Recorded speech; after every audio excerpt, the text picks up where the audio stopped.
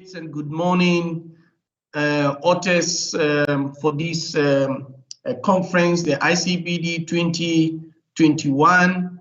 And thank you for availing yourself. And some few housekeeping rules, if you don't mind, for me to let you be aware that if you are having connectivity problem, you can switch to the YouTube. The YouTube link will be displayed on the screen for you, or look into your emails and you may find the YouTube link that you can link to if you are having connectivity problem during the inauguration ceremony. And I don't want to waste too much time, but for the meantime, I want us to observe a moment of silence in honor of our friends and colleagues, our neighbors, our family members, who have passed on due to the pandemic or any situation that might have happened to them that they might have left us.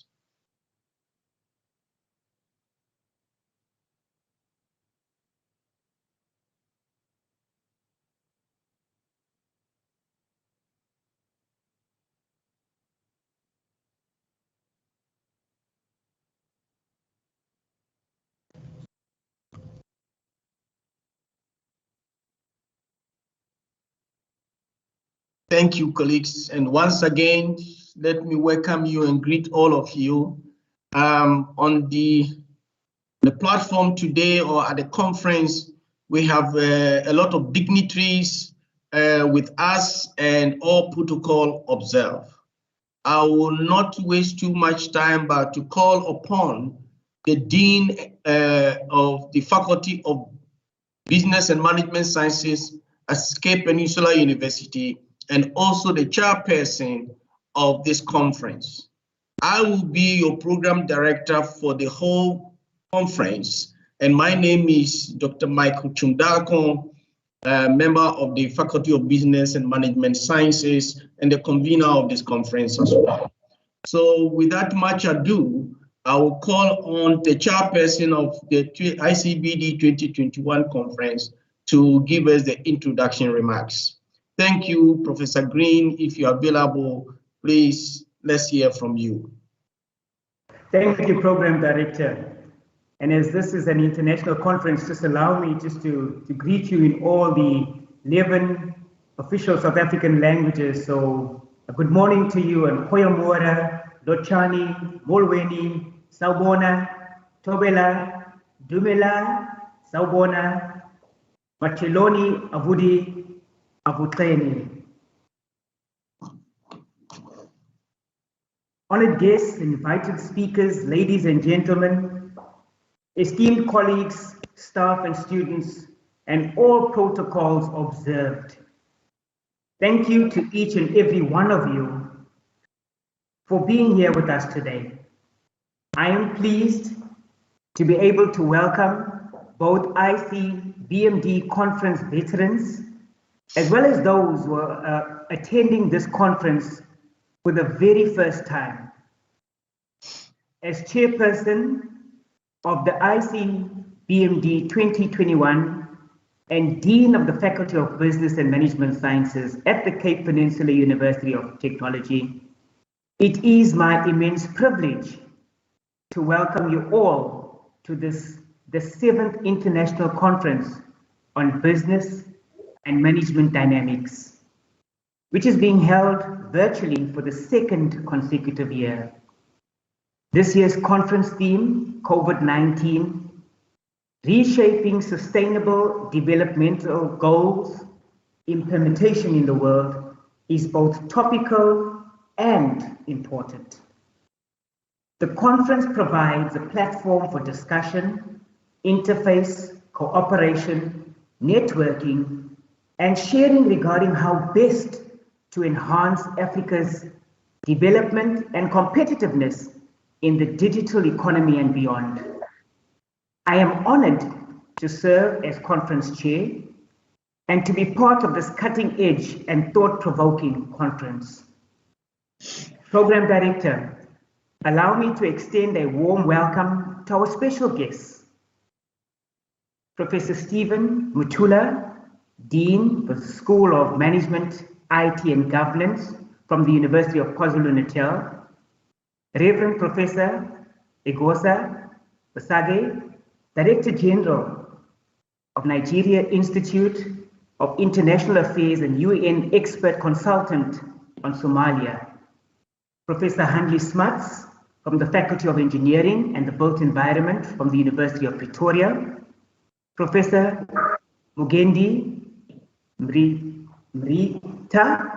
from the School of Humanities, Social Sciences from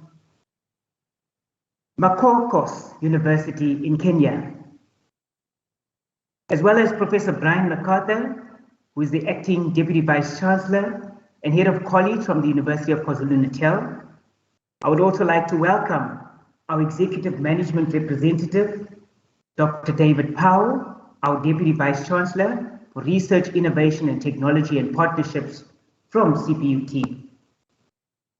Allow me also to thank our wonderful conference partners and co-hosts, the University of Fort Hare, the University of KwaZulu-Natal, the University of Namibia, and Northwest University for all their support, as well as the conference organizing committee for their tireless efforts in putting this event together.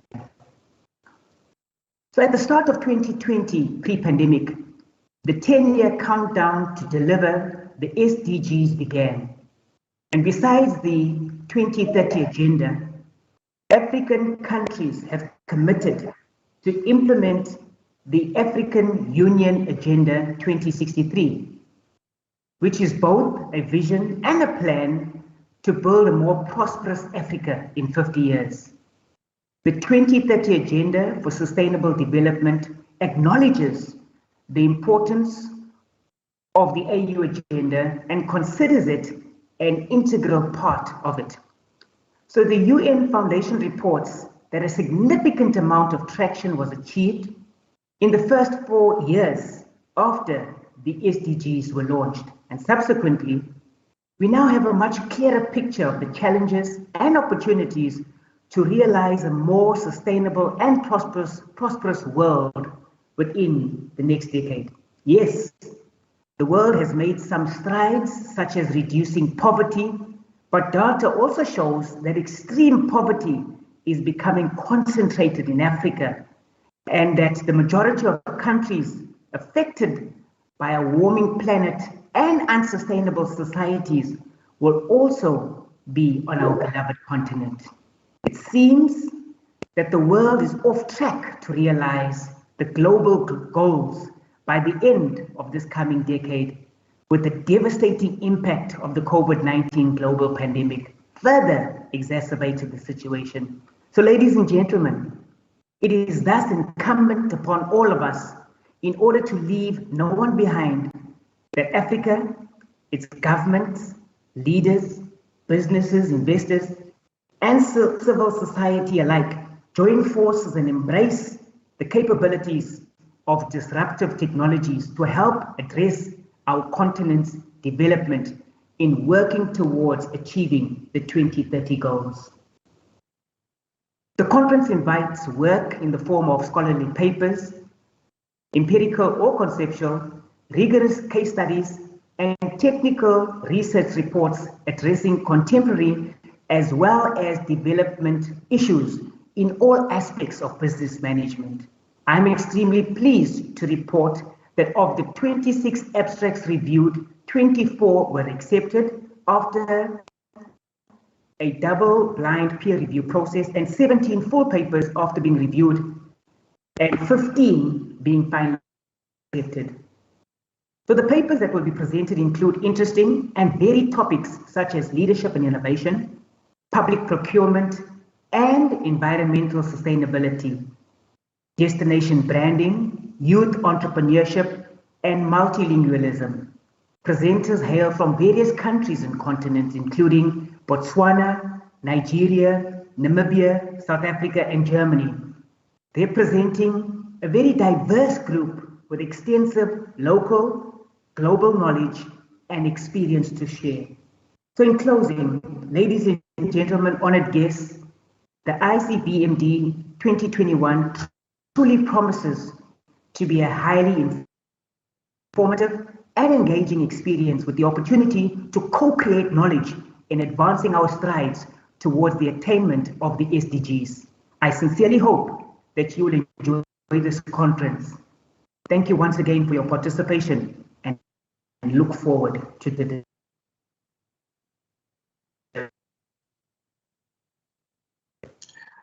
Thank you very much, over to you. Thank you very much, Chairperson of ICBD 2021 and the Dean of the Faculty of Business and Management Sciences at Cape Peninsula University of Technology. Without much ado, I want us to go straight to introduce our next speaker to give us the welcome address. And he is the person of Professor Stephen Mutula, who is a full professor of information science. He holds degree qualifications in computer science from Namibia and Nairobi. He got educated with the first degree in Nairobi and information science into UJ with his doctorate, and library science in Wales in the United Kingdom. Professor Mutala is a National Research Foundation rated scholar and has won several international scholarly excellence awards from such organizations as Emerald Publishing in the UK, African Network of Information Ethics, under the auspice of Capworo Fig Foundation of Germany, Researcher of the Year Award from 2007 and 2008 in Botswana, Top Researchers of the University of KwaZulu-Natal in South Africa in 2015. He has an extensive publication record that include books such as Digital Economics, SMEs and E-Readiness, Web-Based Information Management across disciplinary approach, Information and Knowledge Management in the Digital Age, Concept of Technologies and African Perspective, and Digital Solutions for Contemporary Democracy in E-Government. Professor Mutala's research interests are in information society, information poverty, information ethics, digital exclusion, e-government, information ethics, ICT for development, information for development. And his teaching interests are in research methods, knowledge management, online information retrieval system, African information environment, and web-based and Web 2.0. So let us all welcome our next speaker to give us the welcome address. Thank you, Professor Mutala. Okay, thank you so much, Chair, for those nice words. I really appreciate. Our conference chair, Professor Paul Green, keynote speakers, Professor Handler Smart, Professor Mukendi Munturithia, and guest speaker, Professor Ekosa Osakai, Chair of the Organizing Committee, Professor G.C. Iwu, Conference Chair, Conference Convener and Editor-in-Chief, Dr. Michael Tumudako, Editor and Coordinator, Dr. Ian Johnson, Co-host and Convener, Professor Vani Naidu. Professor Brian MacArthur, who is the Acting DVC and Head of the College of Law and Management Studies, the University of KwaZulu-Natal, Dr. David Powell, DVC Research, Innovation and Technology and Partnership, Cape Peninsula University of Technology. Good morning, ladies and gentlemen. It is my singular honor and privilege on behalf of the University of KwaZulu-Natal, and indeed the School of Management, IT and Governance, to welcome you to the 7th ICBMD Virtual Conference. We applaud the conference organizers for giving us an opportunity as a university to participate in this conference and to be part of this particular initiative. Delegates will recall that the previous ICBMD conference, the current ICBMD conference is the second virtual conference since the onslaught of COVID-19 in December 2019. At this time, we thought that we would have overcome the pandemic, but the pandemic is still with us, and it is likely to remain with us for the most part of the foreseeable future. We have therefore to come to adapt to the new norm, which is largely characterized now by virtual conferencing like we are doing now, telecommuting, the use of Industry 4.0 technologies, online mode of teaching, social distancing, wearing of masks, restriction in gatherings, lockdowns, and many other behaviors that we have in the past not been used to.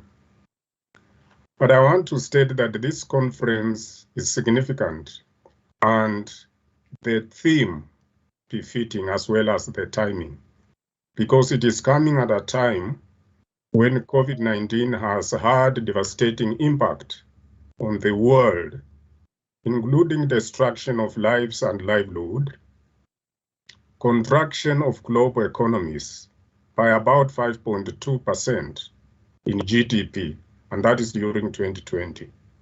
And it has pushed many people into extreme poverty. In addition, regional economies have been downgraded. For example, it is believed that sub-Saharan Africa contraction is by about 3%. Latin America has suffered the most by 7.2%, and even Europe has not been spared either. Europe and Central Asia has contracted by 4.7%. These contractions, ladies and gentlemen, are likely to reverse years of progress towards the achievement of development goals and return millions of people back into extreme poverty. In fact, according to the IMF World Economic Outlook, while about 650 million people were thought to be in extreme poverty in 2019, 144 million people more have been added in 2020. And it is also envisaged that by 2030, the poverty numbers could still be higher than the baseline by 60 million. So countries that could have the deepest long-standing impact brought by COVID-19 are largely in Africa. Because according to ILO, in total, there were about 114 million jobs that were lost in 2020. And many, as I pointed out, the unemployment rate has also accelerated in many parts of the world.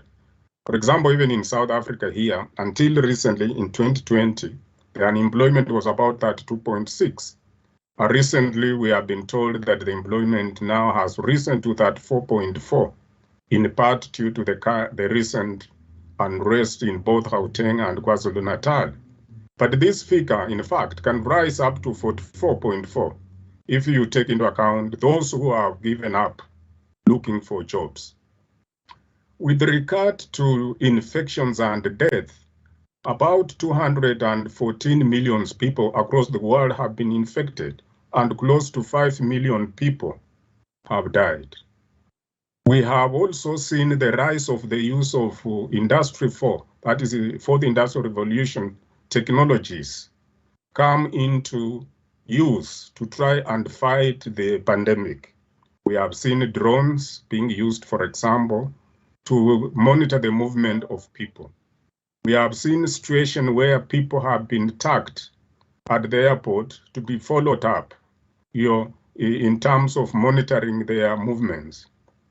we have seen the privacy of people, interfered with because of the use of technologies and many other interventions that in part have actually infringed on people's legitimate rights.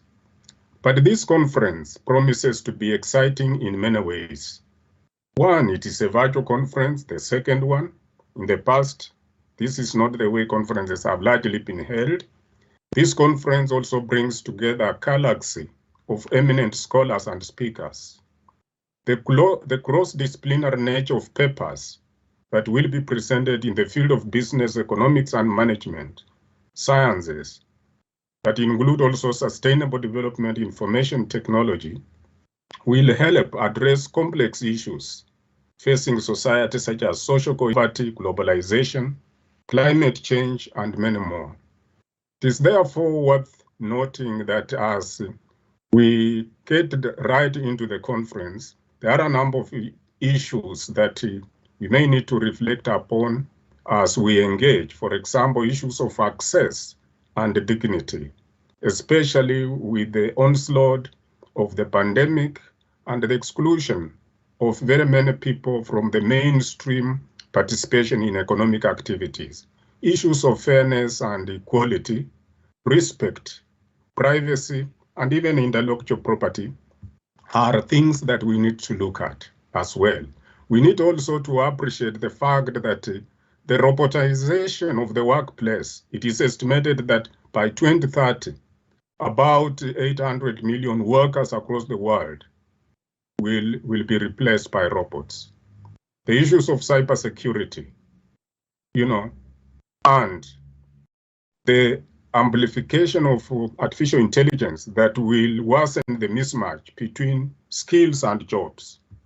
We need to reflect on these issues. We need also to lobby for robust legal frameworks, such as data policy protocols, expanding connectivity, promoting research and development, and capacity building to help us address these issues. Chair, this conference demonstrates that we cannot wait for disastrous outcomes to act, nor can we abdicate the responsibility to commercial interests. I am persuaded, therefore, that this conference will facilitate knowledge sharing and exchange and build new cohorts of intellectuals. There is an African proverb which says that if you want to go far or fast, go alone. If you want to go far, go together. And so together, I believe we are going to be able to achieve what we wish to achieve, to defeat the pandemic and be able to put our countries on a sustainable path towards the achievement of sustainable development goals. So there is hope. Thank you, Chair. Thank you very much, Professor Muchala, for your wonderful welcome address. And I think many of us attending this conference would take note of the impact of the pandemic on the achievement of the Sustainable Development Goal of the United Nations. And without much ado, I think we're doing very well with time. And so I will rather call on our next speaker, whom I have seen that he has joined us, who is Professor Igosa Emmanuel Osaga. Reverend Professor Osaga is currently the Director General in the Nigerian Institute of International Affairs in Lagos, Nigeria, and is also the UN expert consultant on Somalia. He is a tenured professor of comparative politics at the University of Ibadan and a former vice chancellor of the Ibinodion University of Okada in Nigeria. He was the first of the 2017 Fansil Slabard visiting professor at the University of Cape Town, He was the Emeka Anoiko Chair of Commonwealth Studies at the University of London for 2013 and 2014. He specializes in the areas of ethnicity, conflict management, federalism, and governance, and he is regarded as a leading African scholar on ethnicity and federalism. He has published extensively on these subjects in books and journals, including the award-winning book, Crippled Giant, Nigeria Since Independence. He served as a chair of the panel on Quality Assurance Assessment, United Nations Economic Commission for Africa from 2011 to 2012, and as consultant to the African Development Bank's country mission to Zambia, in which capacity he produced the country's governance profile in 2002. Delegates, ladies and gentlemen, let's welcome Professor Osaga, whose message or paper this morning is on COVID-19 and Africa development, the shock, the curse, and the challenges. Reverend Professor Osaga, welcome.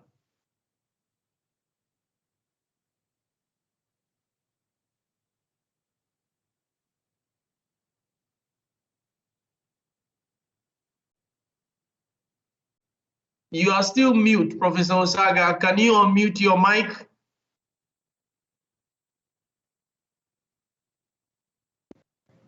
Can you hear me now?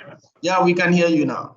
Thank you very much. I say I'm very glad to be here, and I thank the organizers of this important conference.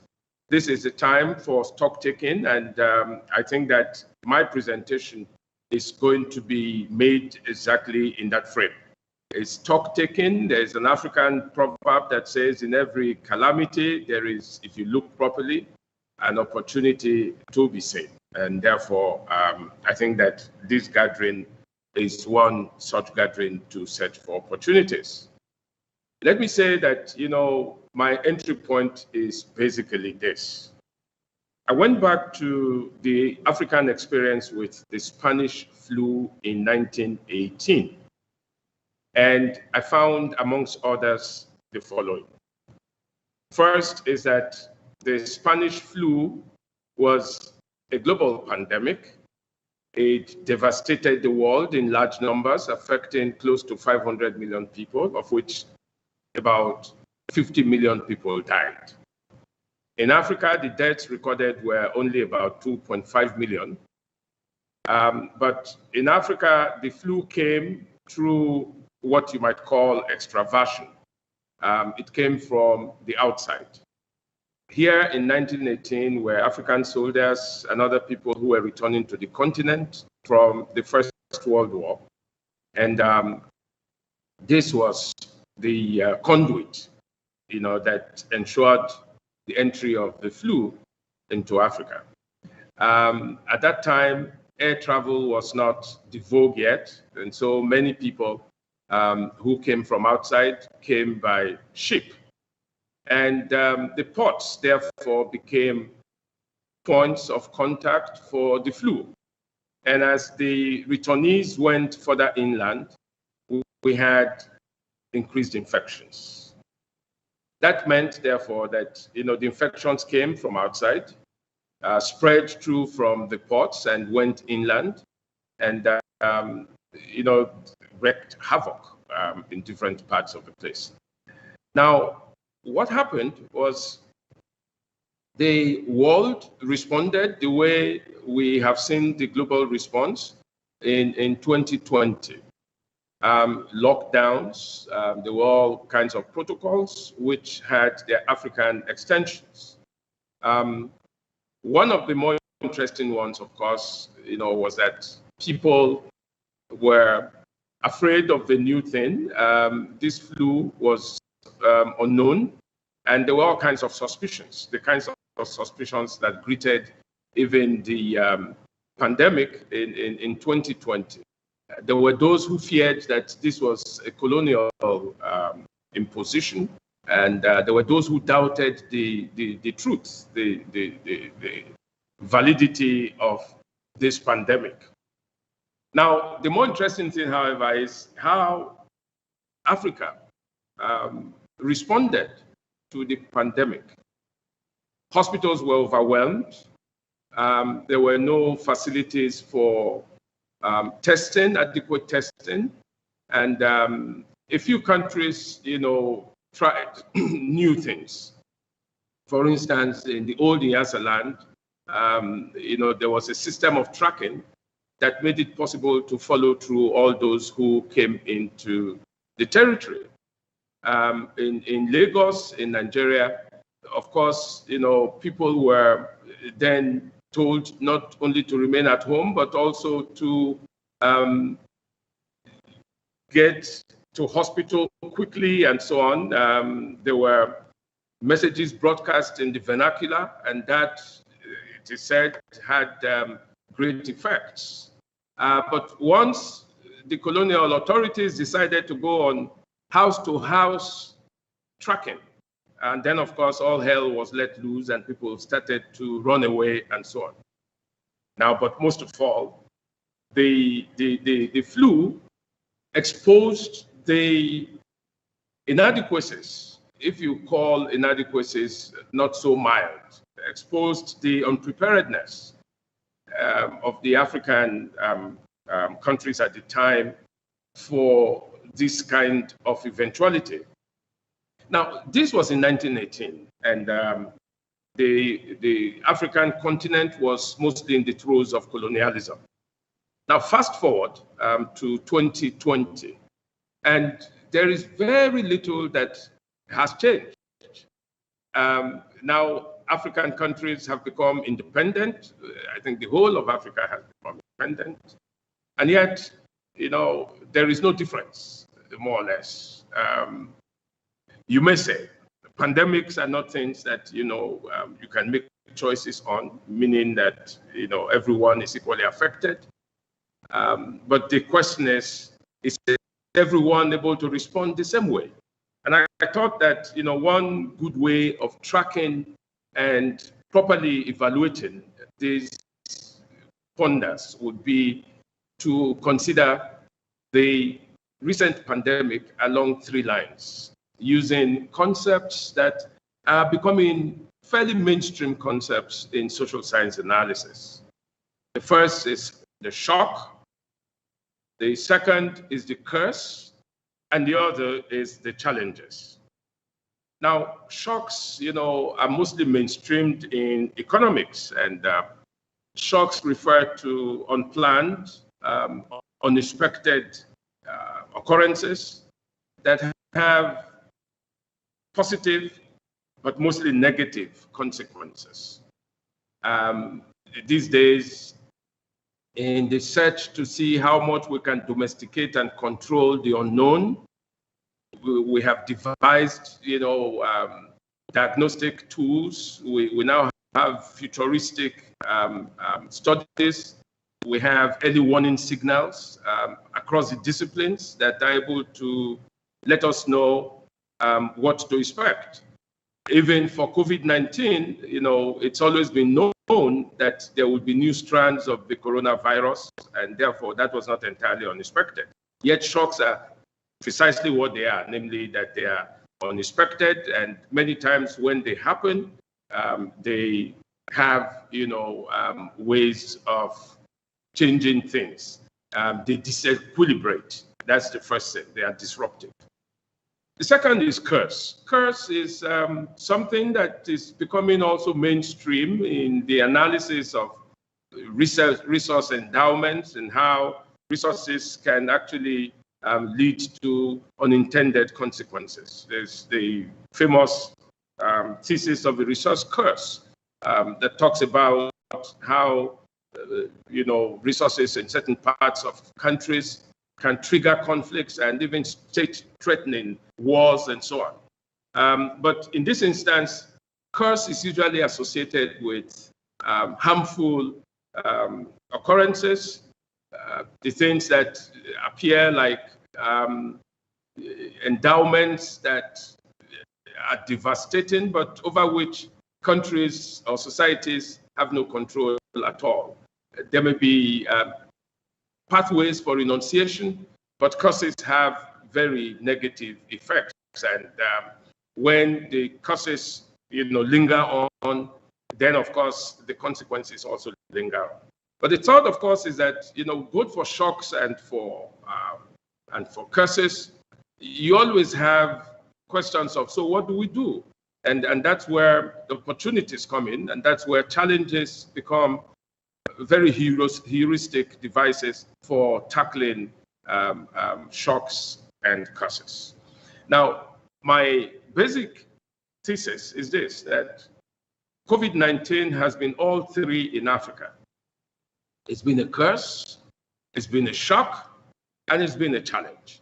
And the challenge, which is the hopeful part of it, is, so what do we do, or what opportunities exist, and so on and so on.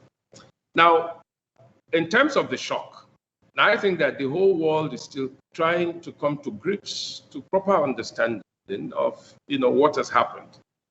In December 2019, the WHO reported a cluster of pneumonia cases in Wuhan, in China, and was on the lookout for what was going on.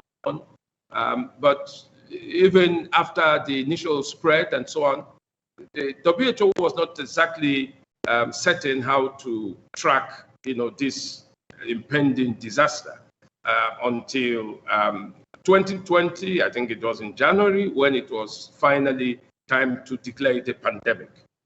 And since that declaration, the world has seen, this case going through over 200 countries and territories in the world. At the last count, we had, close to 5 million deaths and so on.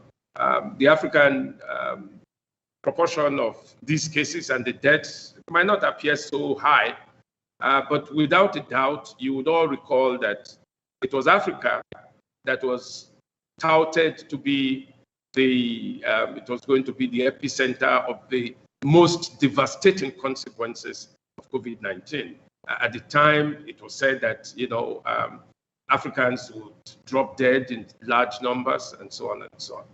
Now, the world itself as a whole is still trying to come to grips with understanding COVID-19 and, the strains. In fact, yesterday it was reported that South Africa has found another new strain of the COVID-19. So the shock, is still very much with us. The unexpected has happened, and what do we do? Now, you would see that the shock has mostly met Africa in a state of gross unpreparedness. Health facilities, have been exposed for their inadequacies and for their weaknesses.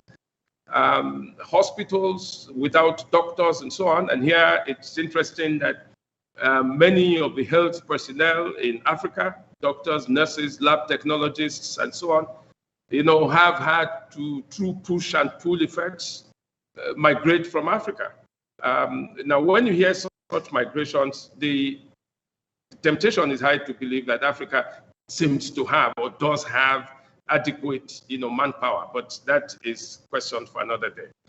The state of unpreparedness meant that the shock was going to be very devastating. Now, the curse is the one, that curse is the one that, I really want to dwell on today. Now, why is it that Africa continues to be at the receiving end of, almost everything that is devastating? Whether it is climate change, whether it is indebtedness, whether it is poverty, whether it is unemployment, whether it is poor governance, and so on. Why is Africa, in the throes of what Adebayo Adekeye has called the curse of Berlin, or what Basil Davidson referred to as the black man's burden, the curse of the nation state? I think that, it is exactly the fact of the question marks around the validity of the nation state that one has to go to fully interrogate the nature of the curse. And this curse has left Africa at the margins. left Africa at the receiving end as a client continent, depending on the rest of the world, first to tell us what is wrong, and second, to tell us how to deal with it. And so it's not been different with COVID-19. You would find that in the responses, we have had to rely almost exclusively on what has been determined through scientific quest and inquisitions, what has been done in the developed world and is then passed over. Nothing demonstrates this better than the fact of the vaccine politics that we are well into now. So there is COVID-19. Everyone, every country, every society is searching for ways of coming to grips with it and how not only to domesticate it, to understand it, and to deal with it. But so far, the wonder of the vaccine, which, by the way, I mean, it's important to underscore because it took less than 1 year of great scientific strides to begin to get, experiments with vaccines and so on. Why is Africa not able to produce vaccines? Why is Africa at the receiving end of all of these things? Let me tell you why this curse goes, very deeply. Of course, that COVID-19 came at a time when there a lot of disbelief in the capacities of African states, was, very high.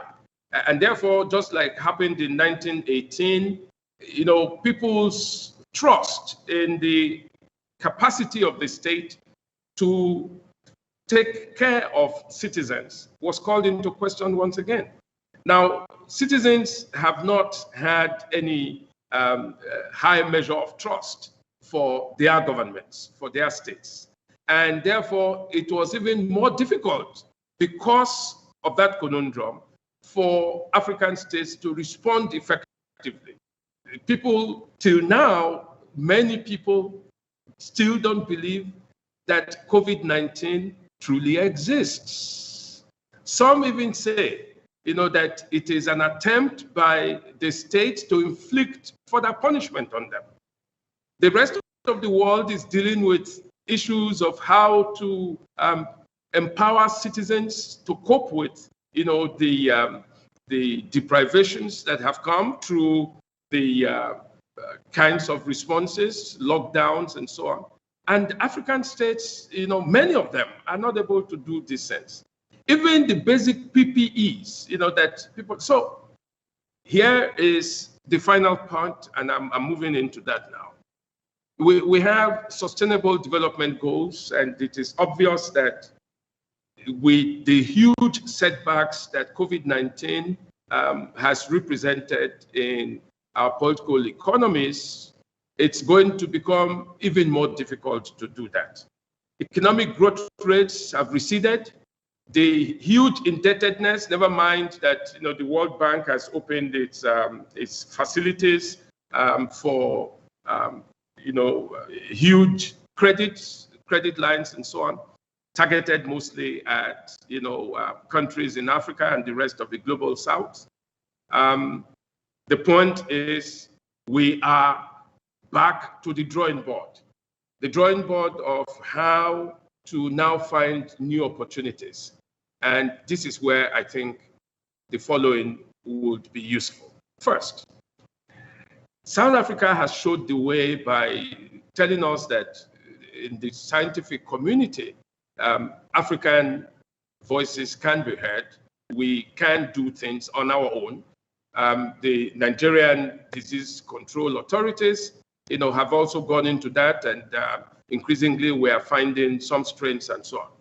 But remember that, when COVID-19 was at its zenith, maybe the zenith hasn't been reached yet, nobody knows, but in 2020, countries like Madagascar, were talking about finding African solutions to these kinds of problems. Is there something that can be done that is hugely African contextualized, that, would represent the African search for, African solutions to African problems. The pandemic is a global pandemic, yes, but there are, contextualities that need to be addressed. Is it now time to prioritize, our healthcare sector? Can we begin to address the social infrastructure of the hospitals and address how we manage to keep our human resources in the health sector? I talked about, the brain drain and how we train doctors and nurses and other health officials for the rest of the world, even though we have very small numbers of them. Is it now time to have some kind of emergency drawn through Africa, through the AU, for instance, that says over the next couple of years, this is what we must do to address the deficits in this sector? Is it time to begin to equip our hospitals?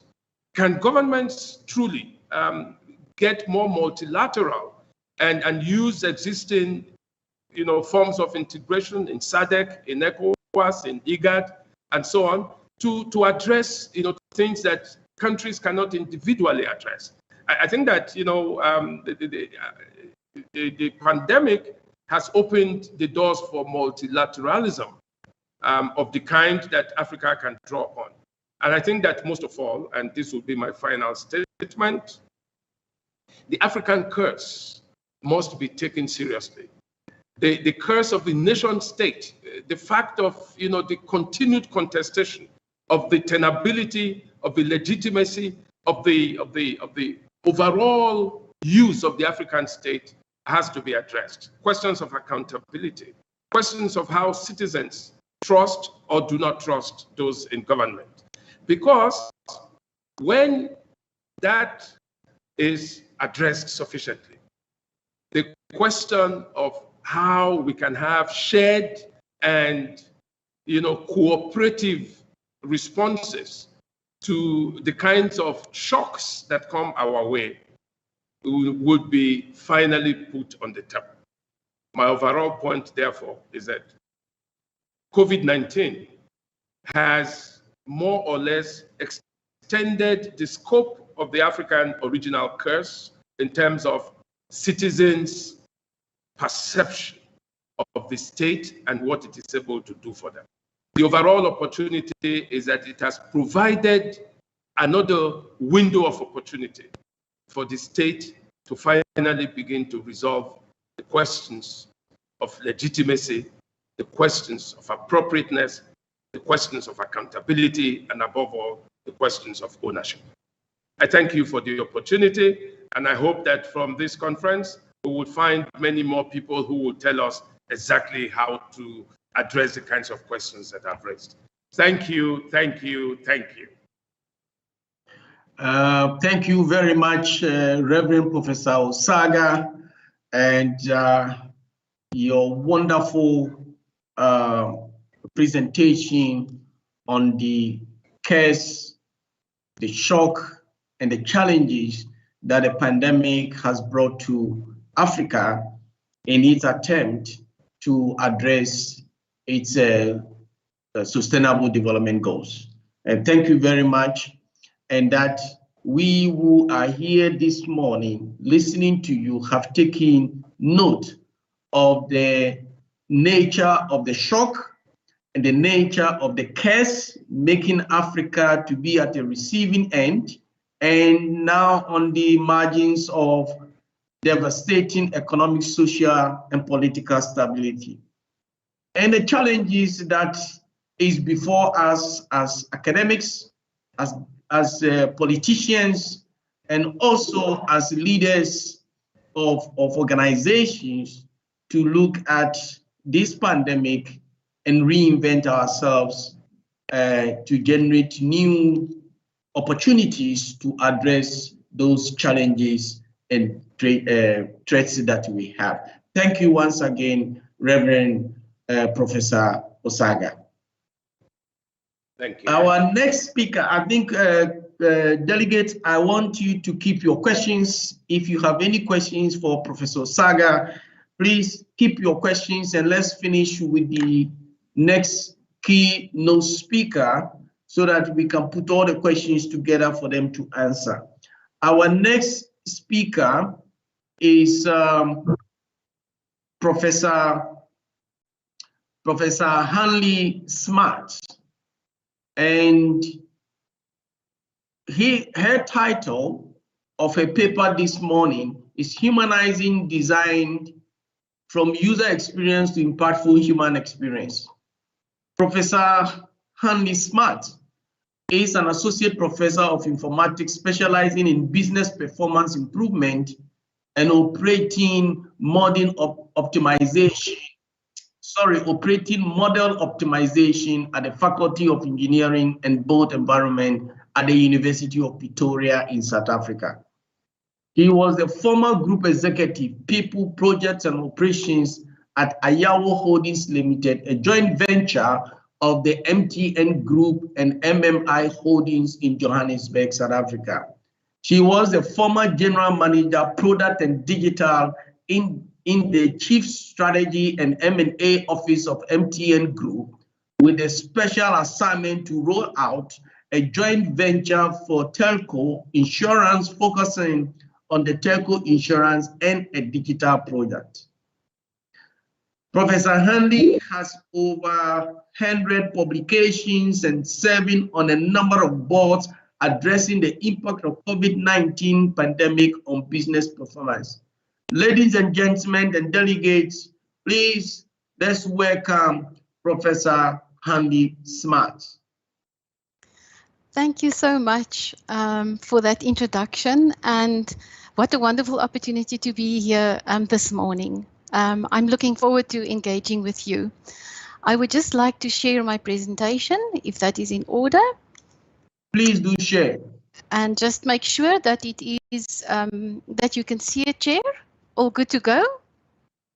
All good to go, Madam. Thank you so much. So, colleagues, as the Chair said, I would like to talk to you about humanizing design, right? And I couldn't have asked for a better introduction from the previous speakers, as they spoke about this world that we are currently living in, right? In terms of the challenges that we experience in Africa. So today I would like to share some thoughts with you in terms of this particular topic around human experience. Now, there's three things that I would like to highlight before I start. Firstly, the Chair indicated that I had the wonderful opportunity. I was very blessed to work in Africa. I worked a little bit in Lagos, so it was awesome to hear the previous speaker. The product that we rolled out in Africa was a fintech product, and it was a joint ecosystem between telecommunication, the MTN Group, and insurance, MMI Holdings. So fundamentally, this was an insurance product for the mass market, right? The traders market in Africa.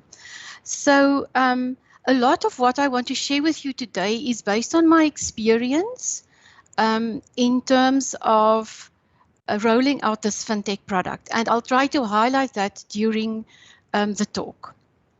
Secondly, this was also highlighted by previous speakers. Since the launch of the SDGs, we've seen a lot of partnerships and we've seen a lot of activity goals and specific a focus around Africa and the unique challenges that we deal with in Africa, right? So although the world managed to reduce the poverty rate, in Africa, we still deal with some of the highest poverty rates in the world. So when we think about the SDGs, we think about improvement, business performance improvement, we think about utilizing the digital technologies. I do think for us as scholars, as well as the way we collaborate with industry, we need to consider the unique challenges and opportunities for our context, right? And we need to mobilize the role players here to make a difference here in Africa. And that is really what I would like to share in terms of humanizing technology. Finally, I've left a lot of text in my presentation, because I would love to continue the conversation. In 30 minutes, I can share a high-level view, but let's continue the conversation. My contact details is also here, even if we continue the conversation after your conference. But please feel free to continue. Let's continue to engage on these aspects that I want to raise today, and let's see how we can together make this difference in terms of maybe working towards answering some of the questions that the previous speaker raised. So what are the things that I would like to discuss today? Firstly, I want to talk about Society 5.0 and why Society 5.0. I believe in Society 5.0 we have unique attributes around the human that I think is useful for our thinking in terms of these topics.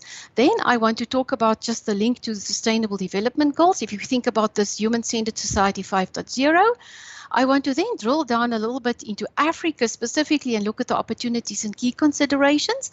And then finally, I want to leave you with 7 principles of human experience design in my view and in my experience. But perhaps, as I said earlier, just to start the conversation, but to leave those 7 thoughts with you. So let's look at Society 5.0. I guess the easiest way to describe Society 5.0 is to say that it is a human-centered 4th industrial revolution, right? So Society 5.0 and the thinking around Society 5.0 is a human-centered one.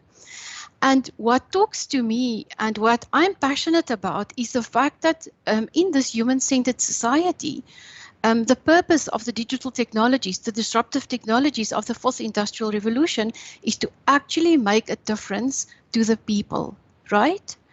It is about the resolution of social problems through the cyber-physical space. So let's look a little bit at this cyber-physical space.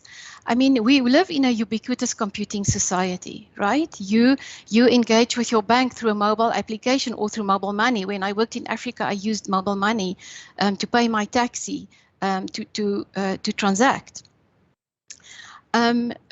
We buy online. Jumia is a big mobile or is a big store in Africa that I used in Africa. In South Africa, maybe Takealot.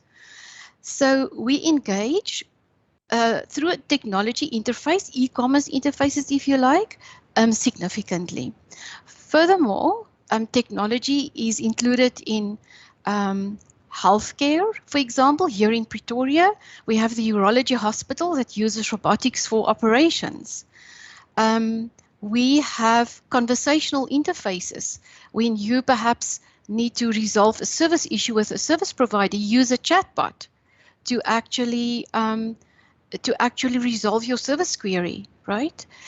And then finally, virtual reality and augmented reality. So for education, that provides excellent opportunities for immersive experiences without traveling maybe to, as I said earlier, to Lagos. I can experience it through a virtual reality or augmented reality interface.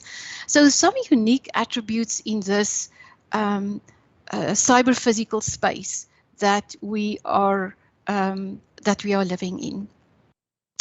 So if we consider Society 5.0, the human-centered society, together with all of these technologies in the cyber-physical space, then scholars mapped the Sustainable Development Goals and looked at the technologies that can support the achievement of these sustainable goals, right? And in that, it provides significant opportunity. If you just think about my fintech example, where we launched an insurance product through a mobile device to the mass market in Africa. Currently here at university, we're working on a smart city project. And the idea of the smart city is not just for improved operations of a city, but also for rural areas and to scale it into Africa.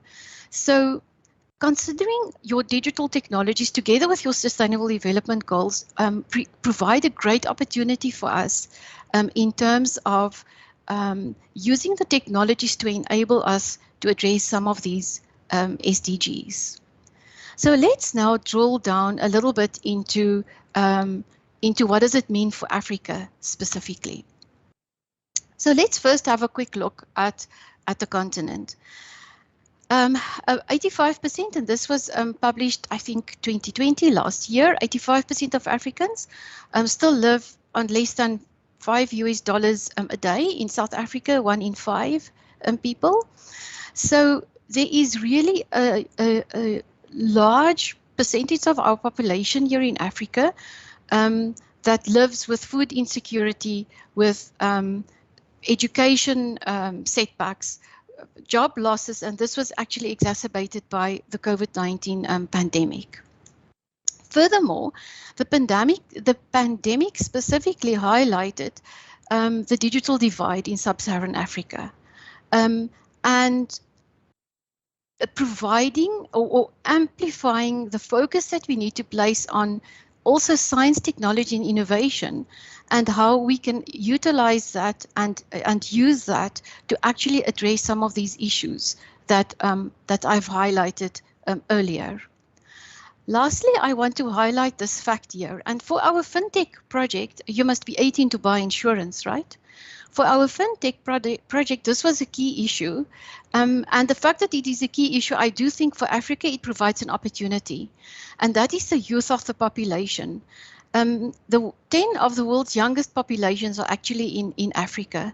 Here you can see the projection for 2050, that 30% or more of the population in Africa will be between 10 and 24 years old, right? So when we talk about the opportunity, together with the current issues highlighted, amplified by the pandemic, this perhaps is an opportunity. So I wanted to highlight this specifically.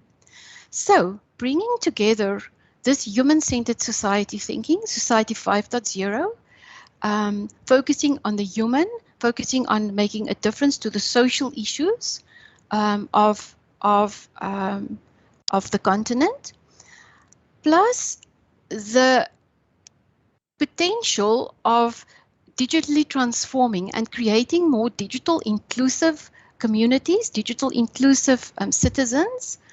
This perhaps then is an opportunity to explore further in terms of addressing some of our issues that we've raised, and also on our way to achieving the Sustainable Development Goals. So this point I now want to explore further. So let's look at what are these key opportunities and key considerations for Africa. When we talk about digital inclusion, what does that mean? It means that, and there's a whole lot of case studies that I may share with you, but it means that it allows access to a wider variety of products, and it enables people and citizens to engage in the economy, right? I mean, I can give you lots of examples. I've seen this also working in Africa, where you can run your business from your mobile device. So mobile devices, a key access point in the continent, but participating in the economy through the mobile device, right? So if I can participate in the economy, it can assist to alleviate poverty, and then obviously stimulate growth, and it can create these ecosystems in which we can address some of these Sustainable Development Goals. Ultimately, if you think about the farming, the education applications, coffee farmers in Uganda, for example, that use digital technologies in terms of their coffee farming, the weather forecasts, etc. Digital inclusion provides an opportunity for us to actually apply and use this to a positive outcome. A quick look at digital inclusion landscape. I've mentioned that the mobile device is a significant touch point when we talk about digital inclusion. But again, the report, the 2020 report from the GSM, highlighted digital literacy skills, right? So although it presents an opportunity, a key consideration must be a focus on digital literacy skills and taking away the barriers in terms of digital literacy. What did I experience in terms of digital inclusion, in terms of just my engagement specifically with our fintech product? So the type of mobile device sometimes presented an issue in that we couldn't use mobile applications. We had to use USSD or web applications, right? So as you know, when you're in a USSD session, the session can expire. And you have to be quite fast. And for me, that was used to using mobile applications. It took a while to actually finish my transactions before my session expired, right? So we saw high drop-offs and poor user experience because it was a number of steps that you had to go through before your USSD session expire. And from a digital engagement perspective, obviously that was a poor user experience and a poor experience for our customers. Also, transactional. If you think about mobile money, insurance, lending type applications, it sometimes is complex transactional requirements. And again, we saw that impacted the user experience. So although this provided a good opportunity, there were still some issues and high impact on the users. So the technology in itself couldn't be a consideration. I've seen that I couldn't sit here in South Africa and design a product for the mass market in Africa, right? So as soon as I traveled to Uganda, was the first country we launched this product. As soon as I traveled there, I realized that there's more to this than just making sure that the USSD, that I capture all the data that I required, that I could complete my transaction because this is all the data that I need from an organizational perspective that the user needed to capture. There was more around this, and the human in this engagement sort of became the star and became the important aspect to address in terms of our thinking about this aspect. So what does the human factor in this cyber-physical society mean? It means that we have to focus on the customer journeys at each stage of the customer journey, and not what works for my organization, what is the best in terms of my performance, but what is my organizational performance, what is the best for the user and the person that I wanted to include, that I want to enable to be part of the economy, to be able to run his business using his mobile device. Right? So that meant a hard look at the way that we designed our business models, the way that we design our operating models, and the way that we design our e-commerce interfaces in terms of taking cognizance of the human in this engagement. So although we have access to rich technologies, the human factor is a key driver in thinking about how we design these interactions. So this is where I want to plea, I guess, for a human experience consideration. So you work with, you may do research on these interfaces, on e-commerce platforms, you engage with industries, work with industries in terms of what are these key considerations. So here I want to highlight the thinking about the human interface in this exercise.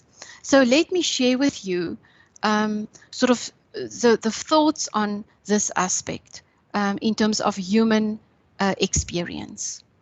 So at the intersection of digital inclusion, this human-centered society, Society 5.0, and now integrating the human factor, we need to think differently about our digital ecosystems. We need to think differently about innovation in Africa, entrepreneurs in Africa, the flow of data, the regulation around it. So privacy will always be an issue. Ethics will always be an issue when we talk about the cyber-physical space, yeah? But we need to be agile around regulation and reducing the complexity so that we can empower citizens. And then ultimately focusing on the human-centered nature of our engagement. So what are the 7 thoughts that I want to leave you with when you think about your business models and when you think about your operating models and when you think about a digital inclusion for our continent? Firstly, diversity. So assemble a team of diverse thinkers. The rate at which technology is evolving will always carry a risk that we will leave behind less tech-savvy users, right? So the main aim of accessibility and of inclusivity is that technology should not only just work for a handful of people, it must work for most people, right? So if I want to emphasize a human-centered focus, aspects like co-creation, co-design, collaboration, cooperation among different stakeholders, then utilize diversity in terms of this design. So what does that mean? We have access to psychologists, to linguistics, people that understand language, people that understand the human nature.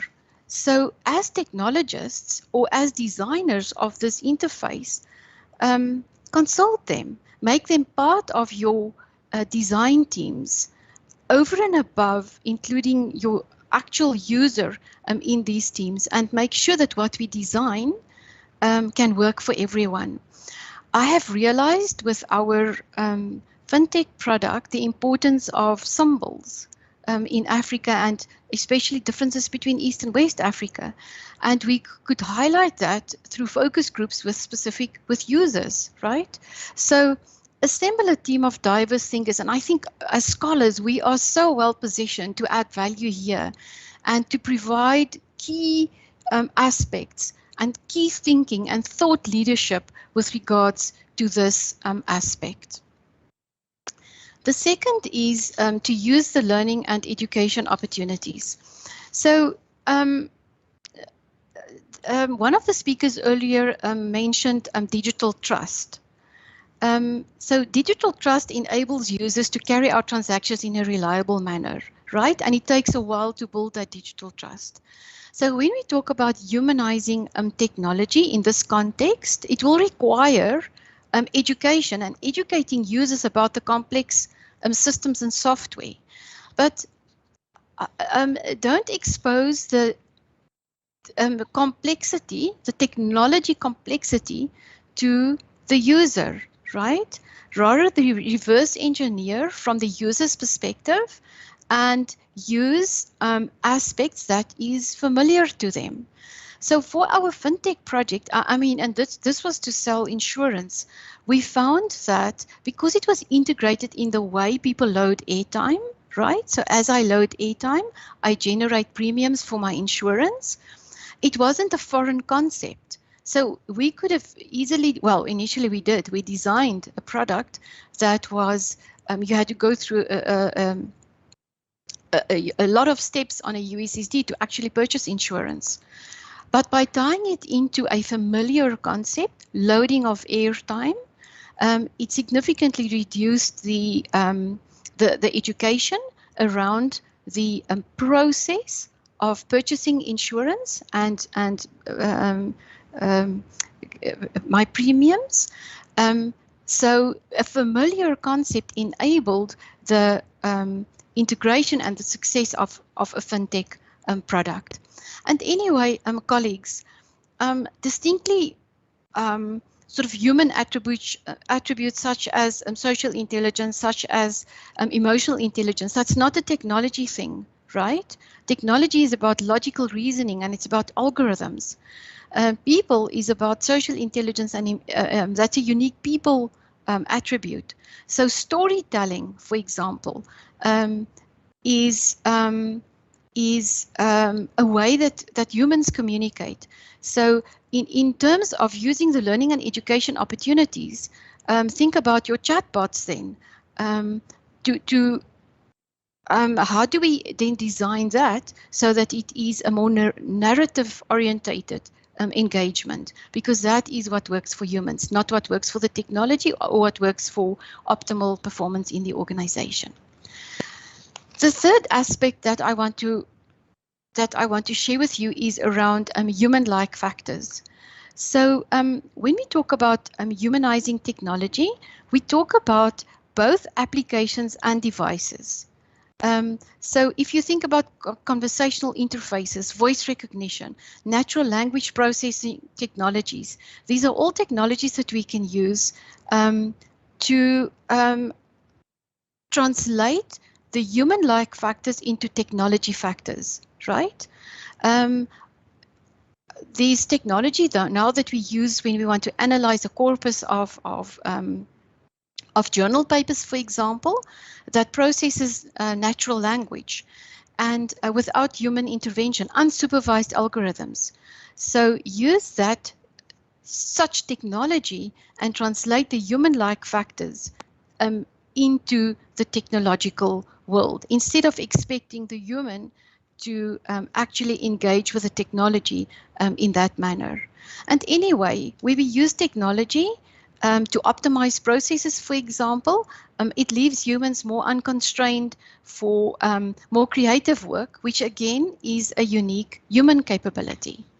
So that is the third factor. Fourth factor, ethics.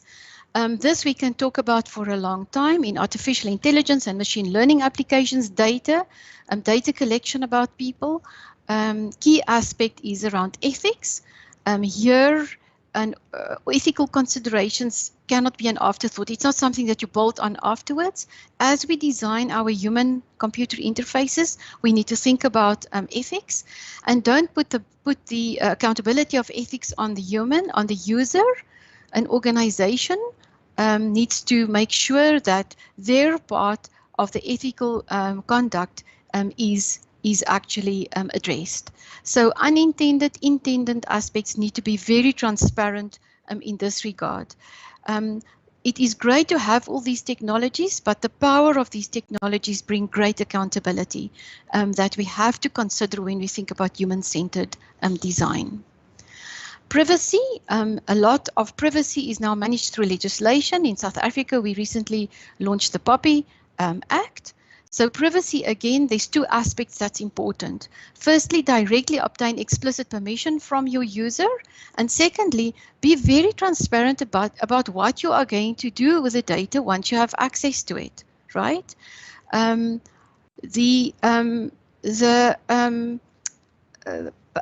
user must be empowered to take the decision here. To say by a click of a button, you need to delete my data, for example. And the accountability that goes with privacy, again, a key aspect that needs to be considered by organizations. The sixth aspect is technology adoption. Colleagues, anticipate technology adoption challenges. Technology, the most essential aspect around how well technology understands and can support human cognitive capability, you can expect that there will be adoption challenges. So make sure that it's easy to understand, that it's convenient, and that it's optimized around people and their behavior. Think about if you choose an app, there is so much choice, right? When you choose an app, maybe, I don't know, it's a yoga app or an exercise app, you download the app that actually works for you. It works around your routine, the way that you engage with your technology or with your mobile device. So focus on conducting experiments, test these interfaces with users, hear their feedback, and then change your designs around limiting or actually optimizing technology adoption. We designed our fintech product here in South Africa. We then traveled to East Africa first, where it launched first. And in the focus group there with users, we realized that the design was not optimal for the way that the users actually applied and engaged with their technology, right? So if you think about these things, ask the questions up front and test it. Publish your tests so that you can collect more information, more experience, more human input around that in order to optimize that, so that you can anticipate these technology challenges and not change it as an afterthought. The seventh aspect is around the complexity. Try to reduce the complexity. Humans use technology according to your requirements, right? And obviously technology is pushed. You see all the ads when you engage, say with social media, for example. Technology options is pushed and advertised. So technology should not be a complex. It shouldn't be the barrier between us and the engagement with what we want to achieve, right? It should make our lives easier, simplify it, and filter out what we do not require. I think this notion often, I hear organizations would say, build the solution and they will come.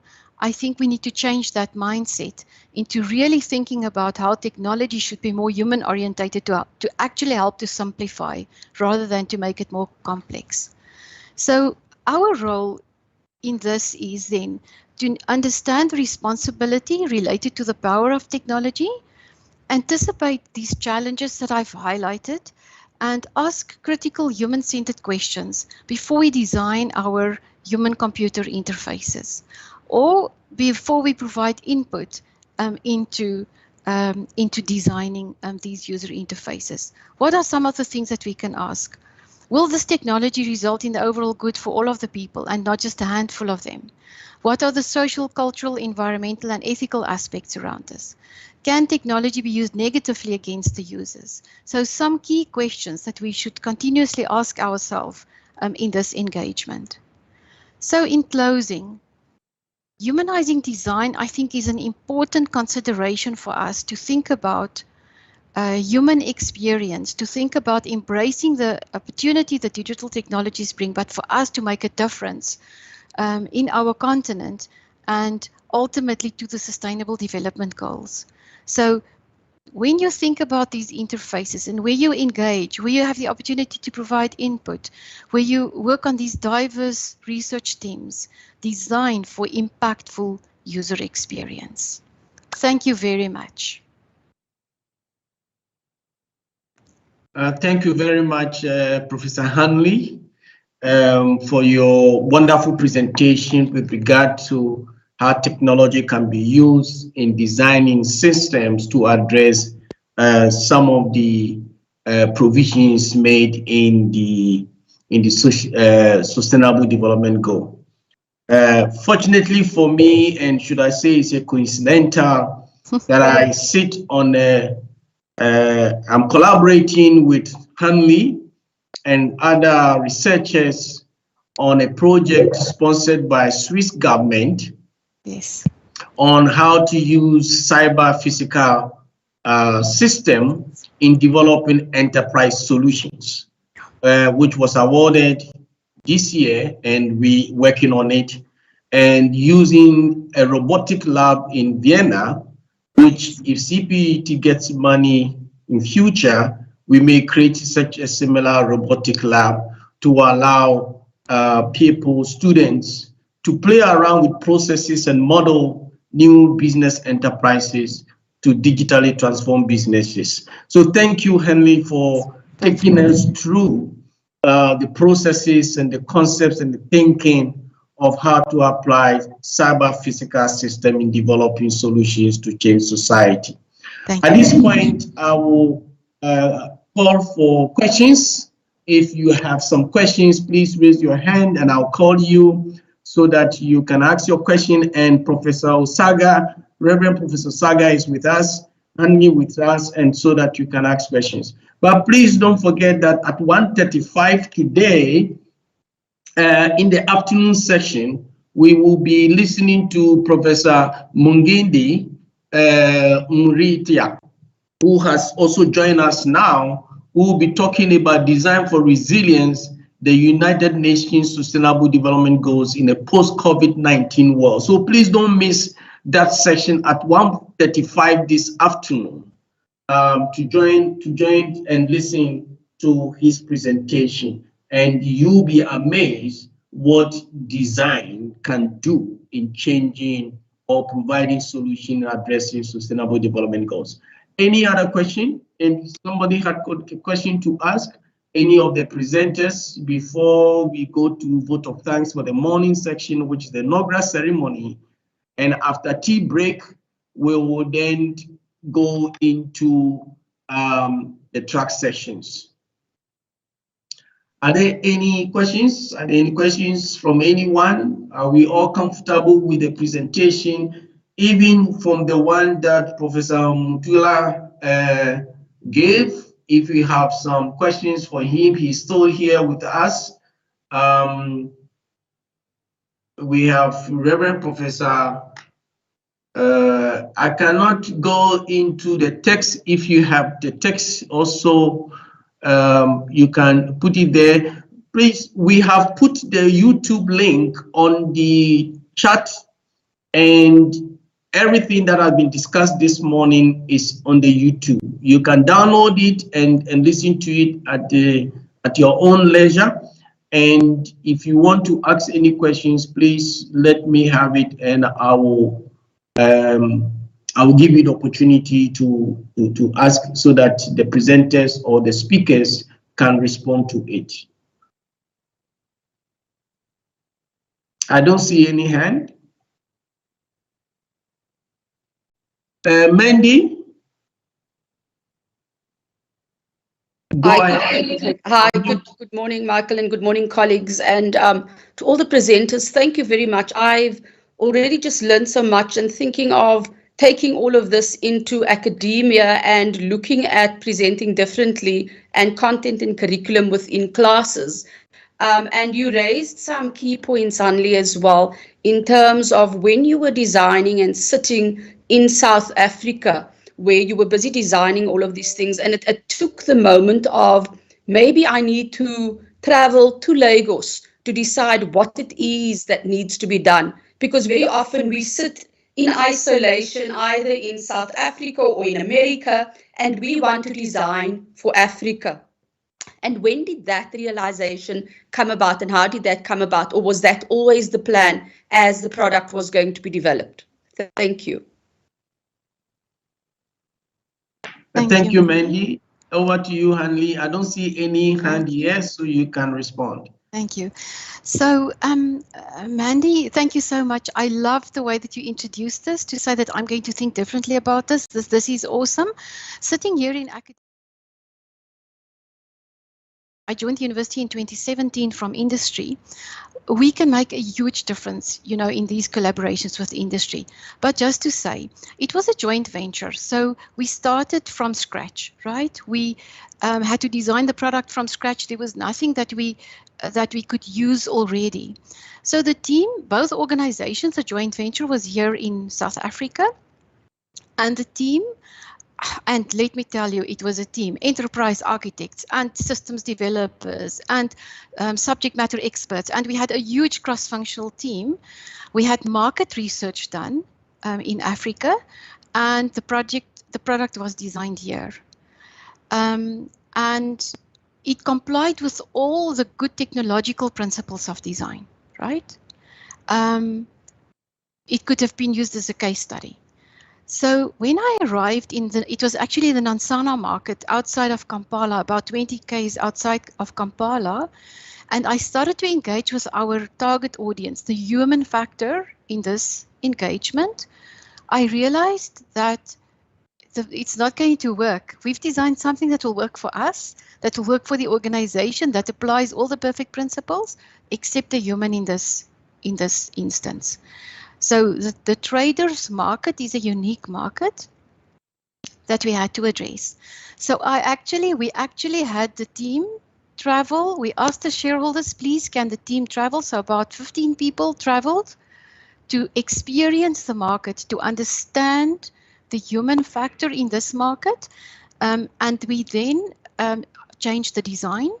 Plus, we created the blueprint that we rolled out. Part of the blueprint was to actually understand your detailed contexts. So make sure that when I'm in Lagos, when I'm in Accra, when I'm in Kigali, understand the local context. And we had a regionalization of the product. And that was built into the design, right? So we could easily regionalize it. So a long answer, but anyway, very passionate about this, and totally agree with you. The difference standing there in that market made a huge difference in terms of thinking about the design. Thank you, Hanley. I know how passionate you are when it comes to business processing and business modeling. Yes. We have another hand on up, which is Mr. Badat. Yes, good morning, Dr. Darko. Good morning, Prof. Hanley. You can hear me? Yes, we can hear you. Yes. Prof. Hanley, I like what you spoke about, and business process is something that I'm passionate about. I've worked a little bit in business process. And, you know, what you said regarding the human experience and the human-centric experience, for me, that is very relevant. Now, you know, it's a bit of a comment and perhaps a bit of a question. You know, what I am very disgruntled with currently is that having moved, you know, in terms of from the face-to-face engagement and moving into this whole online experience, the whole human engagement aspect, you know, seems to be lacking. Now, I mean, I've currently encountered a simple problem with my valuation of my property. For example, I'm just giving you one example. And it seems as though, you know, it's just email after email, people not understanding the problem that I have, the challenges that I have. And now, if I had to re-engineer such a process, okay, let's just, for argument's sake, I would, firstly, with a problem like this, I would go straight to the office that deals with it, and I'll ask for a consultant, and I'll request that this problem be resolved there and then. But now this problem has continued for months on end, and it seems as though I cannot get a hold of the relevant manager that deals with this. Now, if I had to engineer this, the first thing I would like to do is, when I engage with the city of Cape Town, is to be able to see those consultants on my screen. I mean, if I had to look at that process in a real experience, I would go into an office and I would see them all being seated there, and I would be called in when it's my turn. But it seems all of those engagements has just been taken away. I mean, the technology exists. Why can we not still have that same human engagement online? So in other words, I should see the queue, I should see the consultant, I should be able to speak to the consultant. This movement away from face-to-face doesn't mean that I shouldn't be able to engage with my consultant face-to-face. It's just in a different sense. So perhaps your thoughts on that, because I feel sometimes lost in all of this. Yes. And we just don't see the people. It's more like people have just disappeared altogether. Yes. Yeah. Thank you, Mohammed. Hanley, can you wait and let's listen to the second question? Okay. Then you can respond to that. I've seen somebody's hand up, but I can't see the person. Please speak. Good morning, colleagues. Nizam Pek here. It's Nizam. Very good program, thank you, very benefiting. My question is for the Reverend Dr. Darko, and it was regarding the topic that he spoke about, the curse that comes with COVID-19, especially relating to Africa, and how we struggle with it from government point of view and various other factors. So I just wanted some clarity, because if you can maybe expound on how do we lift the curse? Because I think this is always, as an African, so frustrating, you know, that we want to progress our country, our continent, Africa, and then you see everything going around, and the minute people get qualified or get a better standing, then they leave, because it seems like your little bit that you might do, it seems like it might not be good enough because it's so much work to be done to get out of the curse, which sometimes you could say the mindset of Africans or Africa is in. So I just wanted him to elaborate a bit on that, his points on how we can get out of this. It's probably a very big task, but that was just my question. Thank you. Thank you very much. And Prof. Hanley, you can answer Mr. Badat's question, and then I'll call Reverend Professor Usaga to respond to the second question. Thank you. Mohammed, I cannot agree with you more. And that is why I want to urge us to use this opportunity to where COVID pandemic has now, we were always talking about re-engineering these processes, and so that your experience is, as you described it, right? You need to be able to see the queue, you need to be able to engage with the agent. COVID-19 has now just shortened the period of thinking, right? It actually forced us to now implement these. And that's why now there's an ideal opportunity for us to influence the redesign of these processes. So hopefully the City of Cape Town will put together a diverse group of people, of users, of scholars, of process re-engineers, right? To actually redesign the processes exactly to what you have now highlighted. So totally agree with you. Thank you very much, Prof. Hanley. Can we have Professor Usaga to respond to the second question? How do we lift the curse on Africa introduced by the pandemic? Thank you very much. I hope you're hearing me. Yeah, we are hearing you. Thank you. Remember some time ago when people talked about Africa in terms of the basket case, something like, can anything good come out of Africa? Mm-hmm. Some time ago, and more recently, people have said, when it is the bad thing, it is to Africa that you must look. And therefore, the place to begin, and this is my point, a curse of COVID-19 is the one that also came with projections and even so-called epidemiological predictions, the chief of which was that Africa was going to be the epicenter of COVID-19 deaths, and that has not happened. So I think that is the point to begin to see how we can counteract this curse. I have said in the course of my presentation that very few African countries have the capacities to respond in any meaningful way, and that therefore we need a lot of cooperative and multilateral action. I have said that I expect to see that, the regional bodies like SADC, like ECOWAS, like IGAD, these bodies become more involved, because at the present time, it's only the AU that seems to be coordinating. But the regional bodies have been a little absent. But let me say that the critical point about the curse in Africa is its fundamentality. So it's not simply and only about what COVID-19 has meant. What COVID has done is it has simply aggravated that curse. Aggravated in the sense that there is a disconnection between the citizens and the state. There is a great deal of suspicion about what the state can do and what its agenda is. Even on issues of COVID-19, there are people who still think that the state is either not getting it right, or the state, has simply decided to inflict further punishment, and misery on the people, or even that the state is acting as an agent of global conspiracy. Now, these kinds of things, of course, affect, the capacities of the states and its state agencies to deal with issues of COVID-19. So I think that, one, there is the room for multilateral action.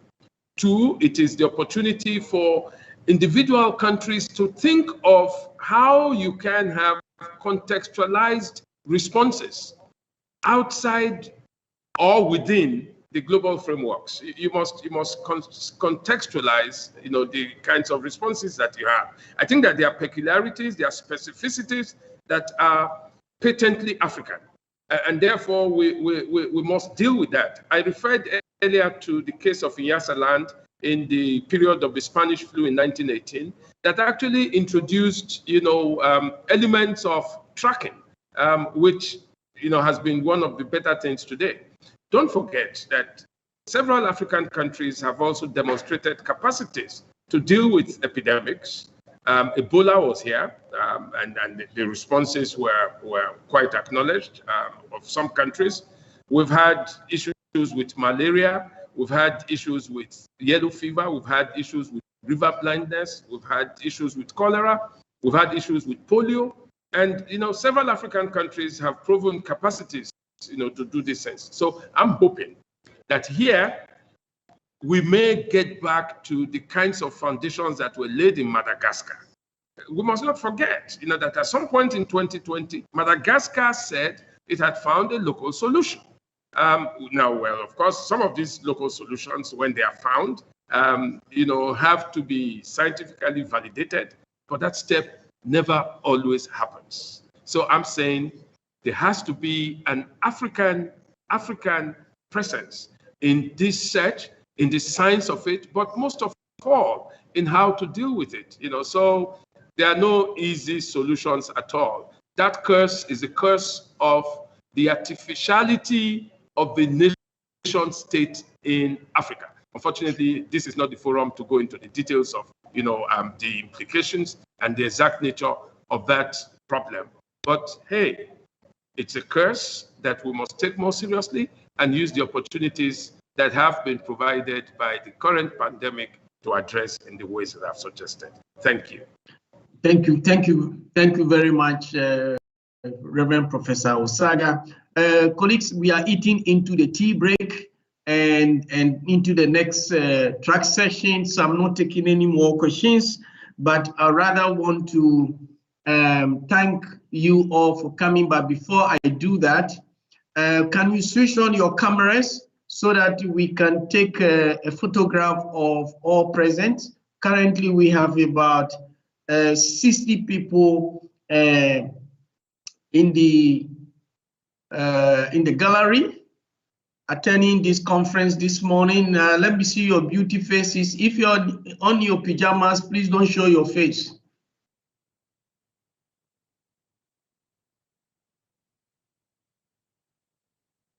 Please switch on all your cameras and let's see.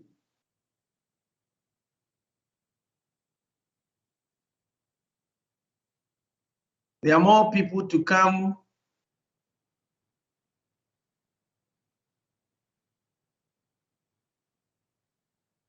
I want to see your cameras. Please switch on your cameras.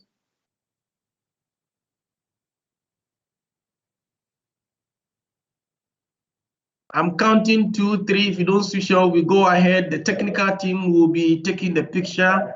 1, 2, 3. Technical team, please go ahead and take a picture of what we have.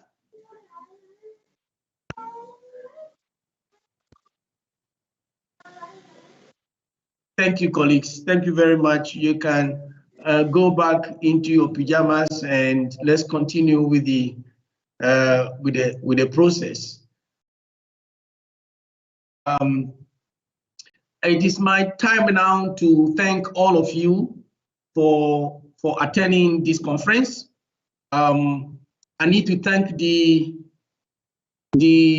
organizers of this conference, our co-partners from University of Forte, Northwest University, University of KwaZulu-Natal, and then University of Namibia Business School. I thank you all for your continuous collaboration, and I hope next year when it's hosted in, if there's no pandemic and it's hosted by University of Hotel, we will be able to descend into East London or in any other place that they would decide for us, but we want to be in a resort. So Professor Oni, if you are here, take note of that, that next year, if there's no pandemic, please take us to a very beautiful resort. And also I have to thank the technical team, which you cannot see, but they are supporting me in running this platform so that we don't have any technical challenges. And I'm also thanking all the speakers, the guest speaker, Reverend Professor Osaga.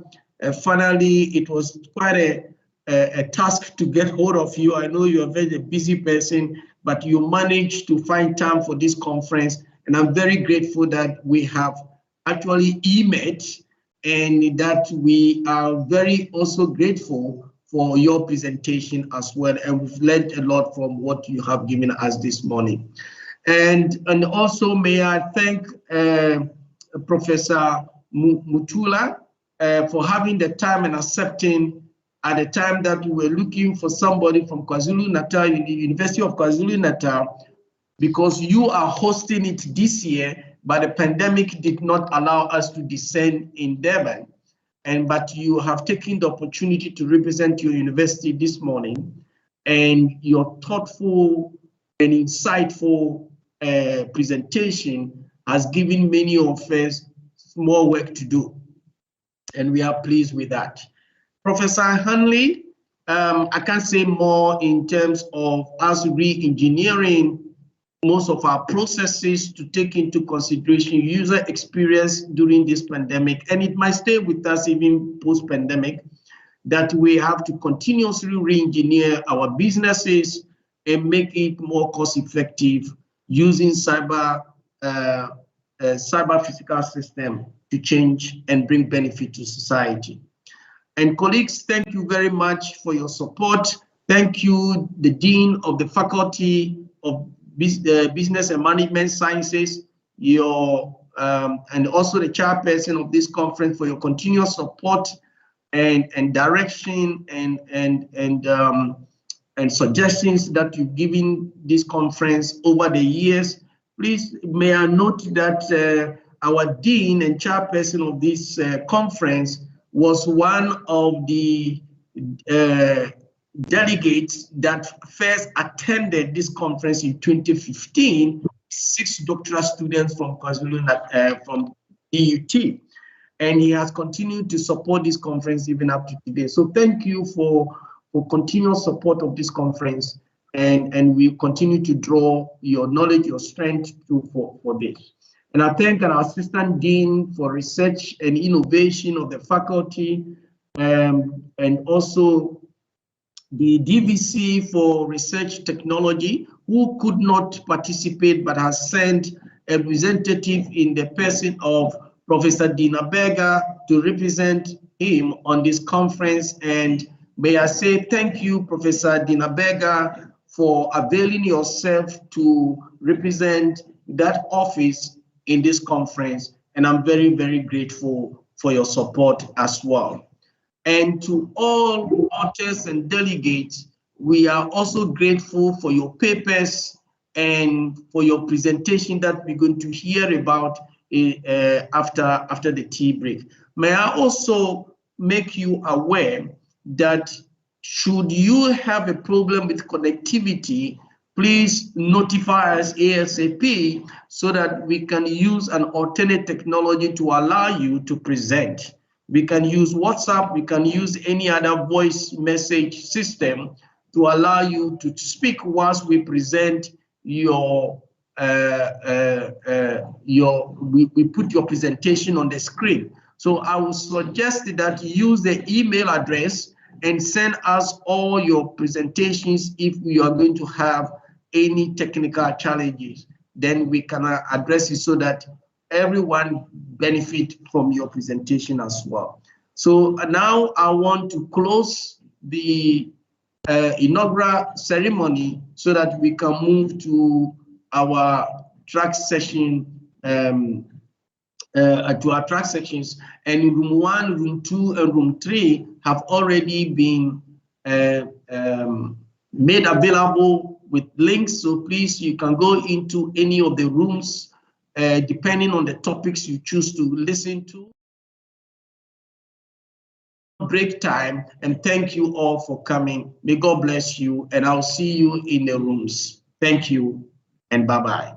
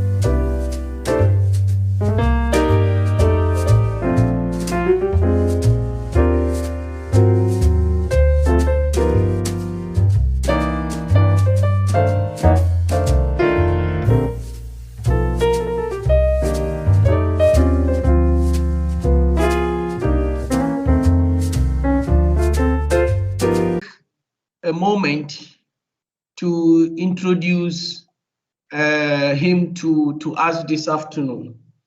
This afternoon, we have the speaker number 2, the keynote speaker number 2, who is Professor Mungendi. Professor Mungendi Imrita.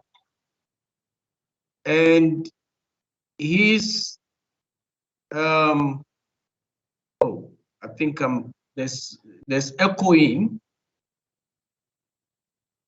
All right, Professor Mungendi Umrita, you will be presenting to us a message entitled Design for Resilience, the UN Sustainable Development Goals in a Post-COVID-19 World. Professor Mungendi is a professor of industrial design and the chairperson of the Department of Fashion Design and Marketing at the School of Humanities and Social Sciences at Machakos University in Kenya. He is a transdisciplinary designer experienced in design education and research. He is skilled in various socially conscious fields, including industrial design, human factor engineering and economics, advertising and marketing, building research, design research, inclusive and universal design, design thinking, communication design, and design strategy and management. Ladies and gentlemen, let's welcome Professor Mungendi. Thank you very much, Michael and delegates. It's a real honor and a pleasure to be here. Let me just open up my presentation and hope that everything goes well.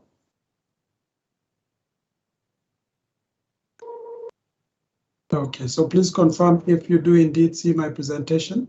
Yeah, we do see it. I think you need to enlarge it a bit. Okay. Yeah, okay. We can see it clearly. Thank you very much. I'll be very brief in the interest of time. And thank you, Michael, for that very warm introduction. Lived in South Africa for quite a number of years. I only got back here about 2 years back. I was actually at CPUT, so many of the colleagues who've spoken from that institution are familiar to me. So my talk is actually very, very brief. It's about design, which is my background, as you've picked up from the intro. And in line with the conference, which is looking at the theme of United Nations Sustainable Development Goals, I'll try to just give you some insights as to what the design community is doing. First of all, the world that we knew, and this is the image everyone was familiar with, and beautiful Africa with all its various geographic regions, was what we were accustomed to. You know, a world that was beautiful without boundary, because we're not looking at it geopolitically, but looking at it as one planet for one human race with various expressions and nuances. I want to also suggest that that has actually changed. We've heard words like the new normal, the great reset, and so on from different organizations. And this is the reason why this is all changed. So what used to be this beautiful blue planet has become this strange looking, scary looking image of the COVID-19 or coronavirus. And this has transformed the way we think completely, so that instead of seeing ourselves as different countries, we've actually realized that we are one people connected by this scourge. So the world is actually recovering, this is my belief, from this really serious scourge, and hopefully as a global community we'll work together to see how we can come up with creative solutions to put this behind us, much like the Spanish flu and other major global pandemics that have gone before us. So I'll start with some inspiration from the animal kingdom. As you know, I'm from Kenya, and one of the most beautiful sights to behold in this part of the world is what is known as the Great Migration that happens the Masai Mara game reserve. Now, over 1.5 million wildebeest and zebra cross the Mara River, which is actually at the boundary of Kenya and Tanzania, because of the seasonal shift when the pastures dry out in one part of the region and they cross to another greener part. And this happens around this time of the year, between July and September. So as we speak, this is happening. And what is interesting also, apart from this beautiful sight that you can behold from the moon, is that there is also a festival for crocodiles if these wildebeest and zebras are not careful. So this crocodile who inhabits the water is really the one that has to be respected, despite the need to cross for the sake of life as we know it. And so there's a beautiful African proverb that says that if you wish to avoid getting eaten by the crocodile, cross the river in a crowd. So this is what we are facing now as a global community, with the COVID-19 pandemic being this crocodile. And we need to cross this river, this experience, this reality, the new normal together, so that we can survive as a human race and species. So often the way in which this then can be brought closer to home is to remind us that we are actually one human race. And one nice way of looking at it is through this particular infographic that looks at the world as 100 people. And once you start to do that, you realize that, for example, there are 12 of us who would be speaking Chinese and about 5 of us speaking English like I am now, out of that 100. So 95% of the world would not be speaking in English. And then there are people who have challenges of water. For example, about 13% of the humanity does not have water that is safe for drinking, potable water. Challenges of housing, about 23% of humanity has inadequate housing. Illiteracy, about 17% of humanity. So the point I'm making here is that if you look at the world as 100 people, you start to realize that there's many challenges that as a creative community of business, innovation, design, and many others that we can actually look at and address quite effectively. Another way to look at the world is to look through the lens of what are known as the megatrends. And McKinsey and the World Bank and a number of organizations, including Deloitte, have been doing this kind of analysis for quite a while. And they identified the megatrends of our decade as the ones that are shown there. The first is shifting economic power. That has now changed, where we saw certain countries in the West in the 19th and 20th century were leading economies. In this century, we've seen shifts that are so dramatic that they're constantly evolving, as I'll show in the next slide. And countries like China have come to dominate, right behind the USA as the leading economy now.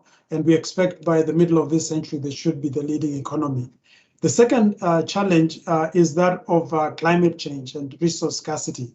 So the need to conserve the materials and resources we have, and to be diligent and much more prudent has come to the fore, because the world is warming up and human beings have been found to be part of the problem. And then number three is technological breakthroughs, which a number of you have referenced today, including the fact that we have artificial intelligence, machine learning, the 5G, driven autonomous vehicles and so on. So this is exciting because it creates opportunities for technology to augment human capabilities, but at the same time, it has implications on the workplace, as we will discuss. Then the fourth one is demographic and social changes. So for example, Africa, which until recently was lagging behind in population, now has a population which is equivalent to India's. We know China has a population of 1.4 billion people, India 1.3, and Africa also 1.3 billion people. And yet it's also the youngest population in the world. And this natural phenomenon of aging is happening everywhere, even in those so-called developing countries. So people are living longer, and that brings about social pressures in terms of social security, and also demands for medical and healthcare provision. And then, of course, number 5 is rapid urbanization. And in 2008, we saw for the first time in human history, more than 50% of humanity living in cities. And we know that there are many challenges around adequate housing, dignified housing, and so on. So if we don't have other reasons to engage with that world as 100 people, then this brings home a few more of those challenges that actually are resonating pretty well with the United Nations Sustainable Development Goals, as we shall see. Additionally, I mentioned, and I'm just picking one of those megatrends, the first one, which is shifting economic power. And we've seen acronyms shifted around. For most of you are familiar with BRICS. For some reason, South Africa's flag is missing in the BRICS here. But that notwithstanding, we've seen Brazil, Russia, India, China, and South Africa as BRICS. Now we've got MINT, which is Mexico, Indonesia, Nigeria, and Turkey. We've got so-called fragile economies. We've got EAGLES, which are the economies that are growing faster outside of the Western world as we know it. And recently, what are known as CIVETs, which are also economies to watch in their specific regions. So we keep seeing these acronyms coming through, so we need to be watching constantly because there's no permanency in this space. Economies are shifting and dropping, and with geopolitics, we've seen what can happen even in a beautiful land like South Africa. So politics and economics, unfortunately, are Siamese twins in this instance. Then the World Economic Forum and a number of other organizations have also looked at what they're calling the 21st century skills. So if you look at on the right side, the skills we needed in 2015, like complex problem solving, all the way down to number 10, which was creativity. A number of those have shifted around. If you look at the ones on the left in 2020, complex problem solving is still number 1. Critical thinking, which was number 4 previously, now is number 2. Creativity, which was number 10, is now number 3. So what we're saying is that the skills we need to navigate this present century are shifting constantly, but some are constant in this case. Number 6, emotional intelligence is very important, and collaboration, social intelligence, and many other intelligences, multiple intelligences, will be required, as well as what they're calling cognitive flexibility, meaning we need to be able to bounce back from the kind of challenges we're seeing like this of COVID-19, where the world is no longer stable and predictable. So we need to be able to also shift, work with other disciplines outside of our own in a space we call transdisciplinarity, and be able to embrace these changes as they come. As we continue, this one just looks at it specifically from a teaching and learning environment. And you can see what they call the foundational literacies, the competencies, and also the character qualities. And grit or persistence, I just want to raise that one, and adaptability are critical for this period that we're going through, particularly in the post-COVID-19 dispensation. At the same time, we've talked about creativity and collaboration. And cultural and civic literacy is going to become very critical, as well as, of course, financial literacy and understanding what's going on with ICT being on the lead in this particular century. I'm also going to speak about design thinking, not just because I'm a designer, but because design thinking is a toolkit that offers anyone who wants to come up with innovative, novel products or services or solutions to any customer base. So what I'd like just to emphasize is there are three critical phases, which is to understand the context, to explore possible ideas, and then ultimately to materialize potential solutions. But if you look at the way it's broken down, for example, we need to have empathy to understand how people, deal with the situations we're trying to engage in. Then we define what the solution is, as well as then going into ideation and prototyping, and then testing and ultimately implementation. I'll share a case study that we did in Cape Town a while back, and the solution has just been implemented, just to emphasize this kind of design thinking process. For those of you that are in the digital space, there's beautiful tools that I would recommend for your exploration. For example, Mural has a beautiful digital platform for ideation and collaboration. Personally, I've been on this platform a few times, doing what we actually do in physical space, but now virtually and distributed. In fact, the World Design Organization, in collaboration with IBM and a number of other organizations, actually collaborated to come up with solutions that would help people navigate COVID-19 as far back as March last year. And we've been keeping on iterating and showing how we can collaborate across different platforms, different disciplines in real time. Another very powerful tool is what is known as Miro, which also can be plugged in with Zoom and a number of other applications to allow people to collaborate and co-create, ideate, and co-design together in real time. So we are not limited by physicality, and this is one of the outcomes, unintended consequences, if you may, of the COVID-19. By locking us in our respective geographic domains, we've been able to open up intellectually and creatively into much wider spaces. Then I'd like to speak about industrial design. Again, that's my background. And even if you take the word industrial out, design basically is a problem-solving skill. And if you recall from the 21st century skills, design or problem-solving has been identified as well as creativity. Those are within the ambit of design, and you can look at this definition in your own time by looking at the World Design Organization, which is the one that we co-created this definition with.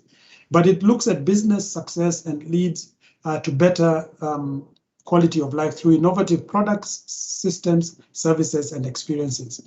I just want to emphasize that traditionally product or industrial design looked at only products, but now we look at systems and we look at services, the touch points between people and the experiences of different service providers, and ultimately and most importantly, experiences. So people need to have a positive experience, and if that touch point is not satisfying, it creates problems in terms of customer loyalty.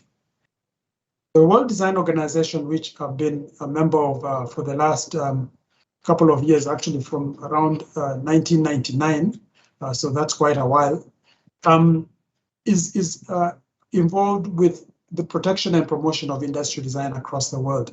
It also holds consultative status with the United Nations, so it really has a lot of influence on where design is going, and therefore is an organization. And a number of programs have been created to look at different ways in which design can respond to the challenges around the world. Interdesigns are 2-week challenges around specific UN SDGs. For example, looking at climate change in a specific location.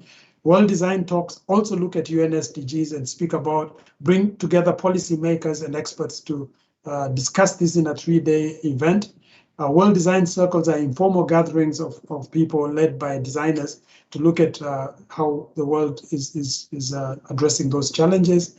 The World Design Impact Prize looks at how different individuals and organizations have created solutions to address and ameliorate those challenges that are have social impact.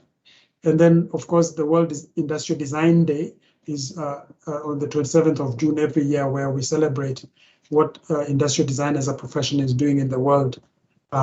This organization, having been formed in 1957, is now about 64 years old and constantly looks at how we use design around the world to solve problems. The flagship project of the World Design Organization is what we call the World Design Capitals, which started in 2008 and is ongoing. And Cape Town in South Africa was the first African city in 2014 to be designated a World Design Capital. That was a unique privilege for South Africa and for Cape Town, of course. And I was privileged to have been part of the team that was doing this then. In fact,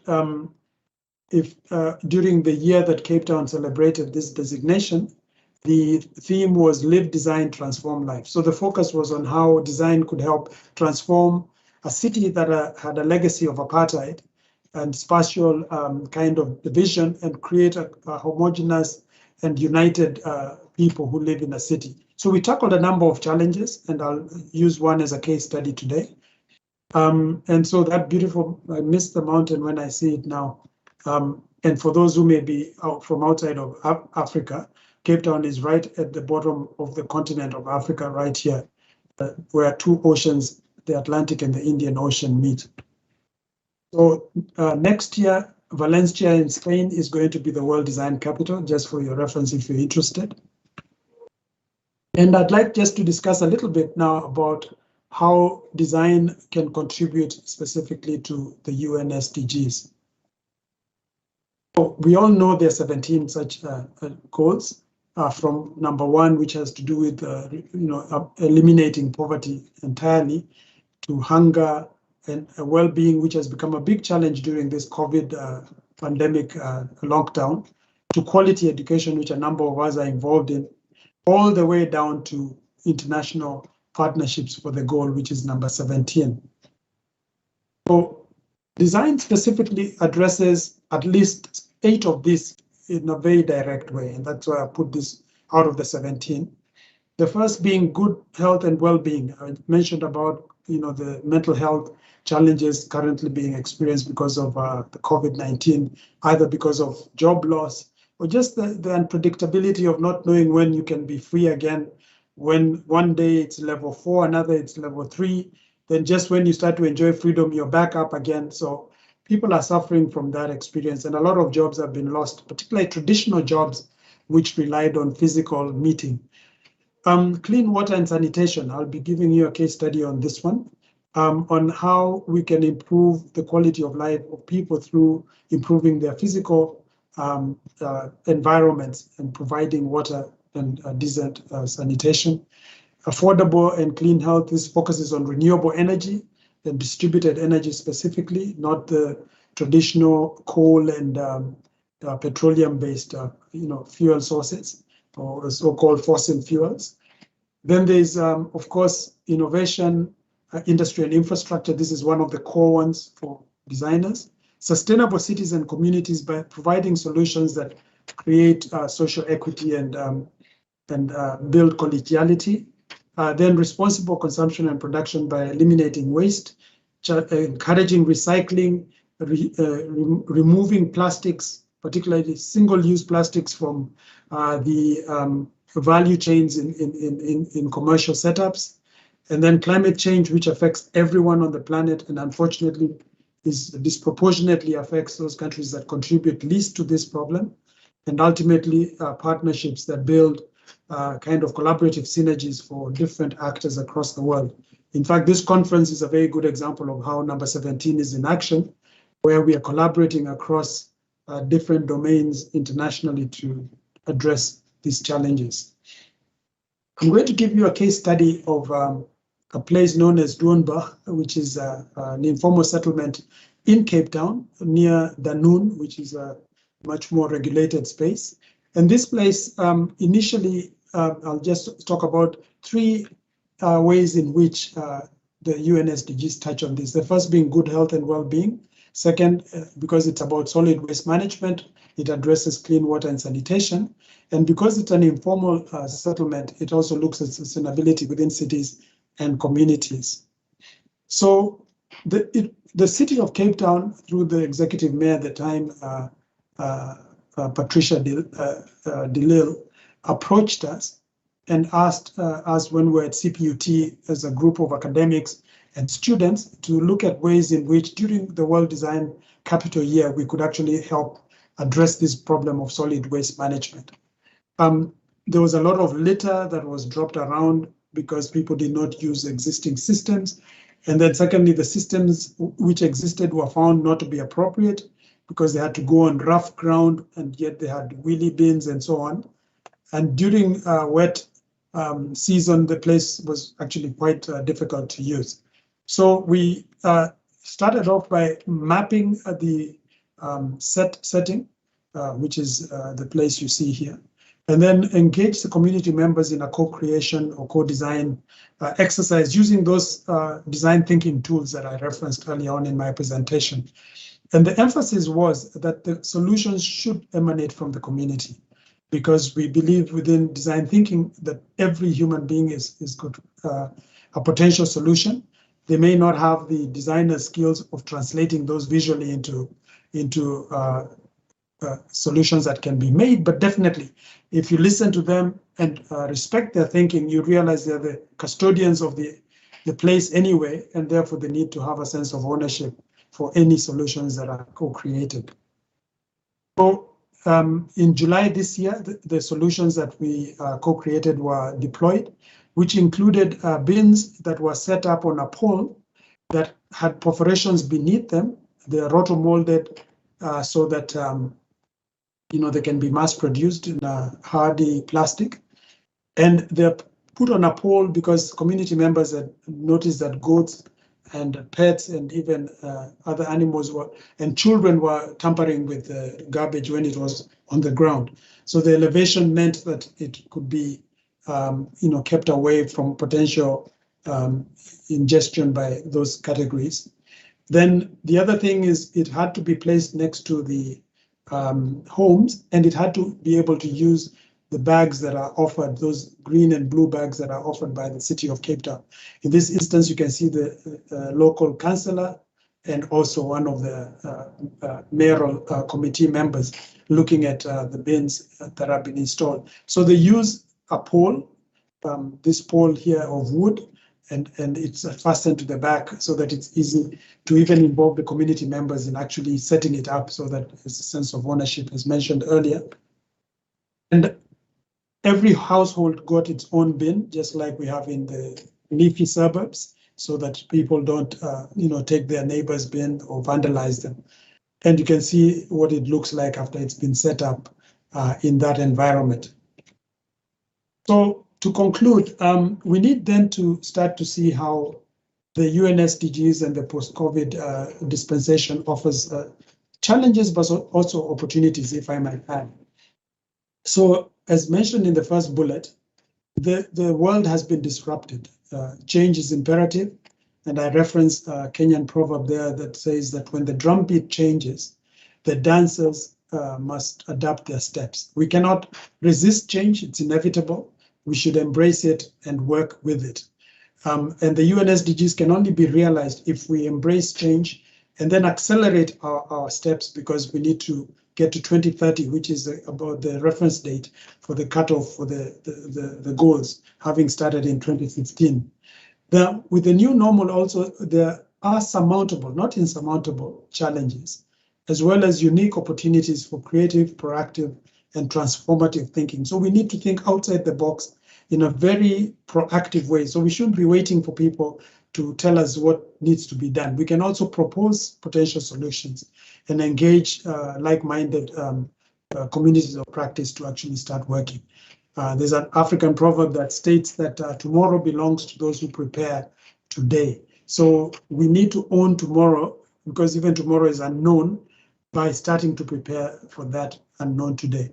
And then finally, we need to start to embrace 21st century life skills, because the future is already here and it is digital. We used to project about a future that will come. But the truth of the matter is that the COVID-19 pandemic has brought so many things forward, like the need for the digital connectivity, why 5G is going to be driving the world as we know it, the fourth industrial revolution of cyber physical systems, and how that is going to connect about everything, the internet of everything, so to speak, artificial intelligence, augmented reality, 5G, STEAM, and STEAM means science, technology, engineering, arts, and mathematics. So we should no longer think narrowly about STEM, which was just science, technology, engineering, and mathematics. We also need to look at open and distance education and learning, digital literacy, knowledge and solutions economies are now with us, so we need to play in that space. We need to look at blended, flexible, and hybrid learning and distributed work and employment. People now can work from home as long as their productivity matches the expectations of employers. We're now talking about nanosatellites that are being taken into space constantly. Just this past week, students in Kenya sent nanosatellites up. Cape Town at CPUT did this a couple of years back and has been one of the leaders in Africa. And this is happening more and more. And these are very specialized applications, from agriculture to climate monitoring to watching migration of wildlife and so on. Distributed manufacturing, where I can design something here and have it made in Cape Town. Cloud computing, of course, virtual conferences and webinars like the one we are holding today, as well as machine learning, robotics, and so on. But I just wanted to add transdisciplinarity, as well as multiple literacies and multiple intelligences, and ethical business practices and lifelong learning. There are many, but I just wanted to flag those ones because I feel they're going to be critical going forward as we move into the 21st century. So in conclusion, what we need in this post-COVID dispensation is a sense of empathy, but also solidarity as a human community. Leopold Sedar Senghor, who was the first president of Senegal, put it very beautifully. He said, I feel the other, I dance the other, therefore I am. You cannot dance the other if you don't feel them. And so this dance that we speak of means that we have to have empathy for the other so that we can actually have a coordinated response to the challenges around us. And so we need to remember the times we live in. We need to just stay safe, stay healthy, and remember that this too shall come to pass. And we pray that everyone stays strong and connected in whatever they're doing. So thank you very much. That would be the end of my presentation for today. And I thank you for your attention.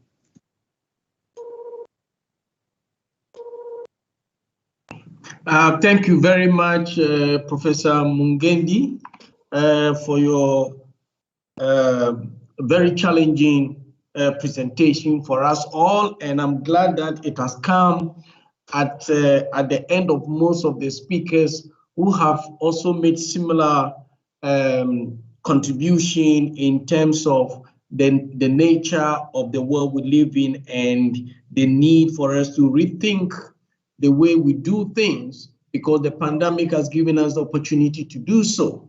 And now we have to be applying design thinking in most of the solutions we propose now, which was also echoed by Professor Hanley from University of Victoria this morning. So I'm grateful for what you have presented to us, and I hope colleagues present here may have one or two questions for you. And so I open the floor now for delegates to ask one or two questions. Yeah, meanwhile, I'd like to send a shout out to Wendell Koopman, my good friend. He's the one who connected myself with you, Michael. Thank you. Exactly, and I must also thank Wendell, because Wendell handles one of the technicians or the technical team behind the whole conference for the last 3 years. And so Wendell, thank you very much for connecting us to Professor Mungindi. And you have not disappointed us. You've given us something to go and think about in terms of reinventing what we do particularly with now the COVID changing the landscape of academic research, as well as design and transformation of businesses. So colleagues, do you have any question for Professor Mungindi based on what he has presented, or any other related matter that deals with the design and addressing some of the SDGs that he has spoken about?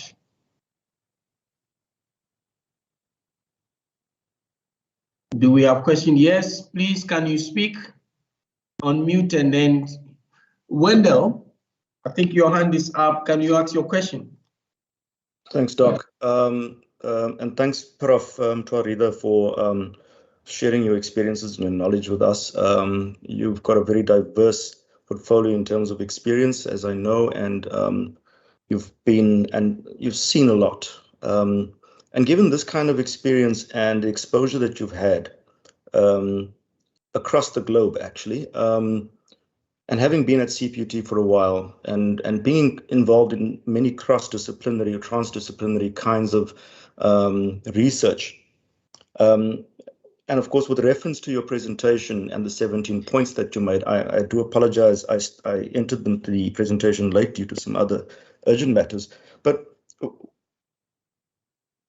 the drums have been beaten and now, of course, we've got to change our steps, and COVID has forced us to do that. So we've already attempted to attend to some of the last few challenges that you mentioned about remote learning and about blended learning and so on.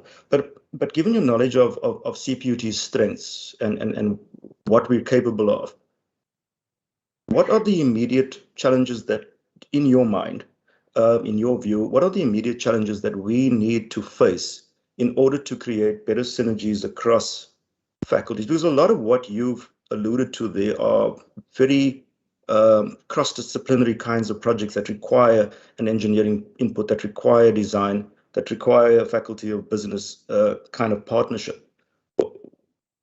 What do you think, Prof, are the immediate challenges that we need to sort of address in order to enhance the kind of cohesion that we're looking forward to?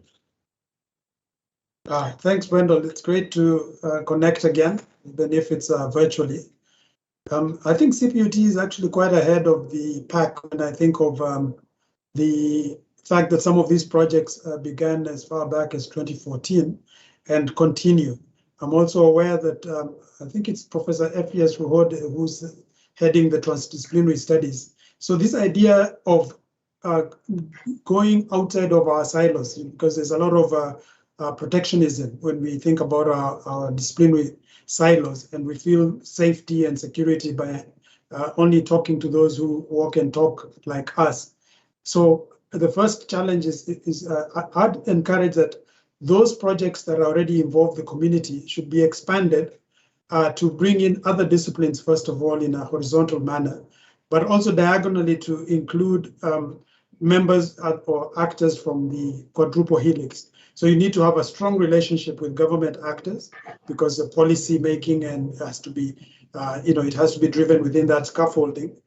You also need to have really key actors within the civil society space, and then business. And this is usually where a lot of academic programming fails, is we need to have very active relationships with industry. And each of these voices should be invited to the table to speak and to be heard. And I think this is why I love design thinking, because one of the principles of design thinking is we suspend judgment and one conversation at a time. So everyone gets to speak and is heard, and therefore, in a sense, contributes towards the solution. So having said that, maybe my bias is because I was at CPUT and I'm aware of the exciting things that are happened and are happening there. But I imagine a number of other institutions are doing something similar, where you create so-called third spaces or living labs, where people from those different aspects of the quadruple helix space can get together and don't lock it into academic settings, because that has a way of intimidating some people or alienating others, but also reducing the concept of power, so that you don't have any power differentials in those kind of conversations. So that dialogic approach, which I think is very natural in Africa, where people sit together and have conversations and arrive at consensus, I think is a great way to build that synergy. Thank you. Thank you very much. There is a question on the chat asking who were the manufacturers of the beans, the what do you call it, the orange beans that you showed us in your case study. Oh, thank you. The manufacturers were sourced in Johannesburg. We're happy to state that it's not from China. I have nothing against China, but we were very fortunate that there was one company that actually does that kind of work. So from the time we started testing and building the low-fi prototypes, this company was able to tell us what could be done. Also, I need to give a shout out to some of our colleagues like Johan van Niekerk, who was one of the industrial designers in the project, and many others who have got skills in plastics technology, and that's why we're able to come up with something locally, and it has been built, manufactured, and installed locally. Thank you. Thank you very much, Prof. And we have another hand up, which is Dr. Verimai Mugomo. Please ask your question. Okay, thank you very much, Prof, for this wonderful presentation. You know, I have a question that pertains to the vision that the African Union came up with a few years ago, which was the Agenda 2020, which was underpinned by the desire to silence the guns in Africa by 2020. Unfortunately, this wasn't achieved. I wanted to find out from you, now that we could not silence the guns in Africa by 2020, from a design thinking perspective, I know you were talking about your studies being multidisciplinary and transdisciplinary. From a design thinking perspective, how can we silence the guns in Africa and entrench democracy across the whole continent? That's my question, Prof. Thank you. Yeah, thanks very much. That is a rather important yet complex question, in the sense that there's a lot of what happens in Africa that is simultaneously linked to actors, shadowy actors, if I might add, who live beyond our continent. The first thing is the challenge, and I'm a big fan of the Africa Union's Agenda 2063, as well as its different aspirations and objectives, is that we cannot be prescriptive. I think this idea that you say, let's silence the guns, that's good as an aspiration. But until you deal with the symptoms underlying the conflicts, you will not be able to resolve that challenge. And that can only come through dialogue and through empathy and understanding the context and the people. Let's take an example. I mean, like now, people are fighting. Why are they fighting? Why are people fighting? It's usually because of resource scarcity. It's because sometimes of resources that someone else is manipulating behind the scenes so that they can have control of, because Africa is rich in resources. And if our African people themselves are not sophisticated enough to realize they're being played off their brothers and sisters, we have a challenge. So I think we've seen countries like South Sudan, which got independence in July of 2011 with a lot of fanfare, descend into chaos because of conflict over oil, which was God's gift to them. So until these communities sit down and have deep and meaningful dialogues on their own terms, I feel that having aspirations without understanding the underlying context and listening to the voices of the people concerned will always result in half-hearted kind of commitments and unsustainable peace, which will only erupt in war as soon as one leaves. Again, Tigray and Ethiopia is another example of how these conflicts keep emanating. And if you remember, the Ethiopian Prime Minister just a couple of years ago had been given the Nobel Peace Prize, and now he's the one leading the war against the Tigranian people. So this is complex. I'm not suggesting that it cannot be resolved, but we must be authentic in our dialogues. We must also suspend other agendas, because people come in saying we want peace, but at the same time, they're holding a declaration of peace in one hand and a gun in the other. So we need to be also able to state upfront what our agendas are. And Africans need to wise up. I cannot say this enough. Africa, for a long time, we talk about the decolonize agenda. Yes, we can talk about that, but if we don't sort our home, domestic issues, we don't clean up our own houses, then it's going to be difficult when we blame others for things that we ourselves could also take leadership in. Thank you.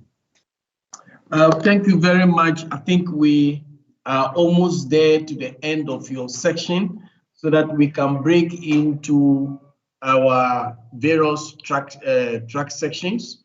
And so once again, thank you, Professor Mungindi, for giving us your time, your knowledge, your experience this afternoon. And I think many of us have taken note of some of the design thinkings where empathy and actually designing the problem before we go into ideation has become the order of the day, as it was alluded to also by Hanley.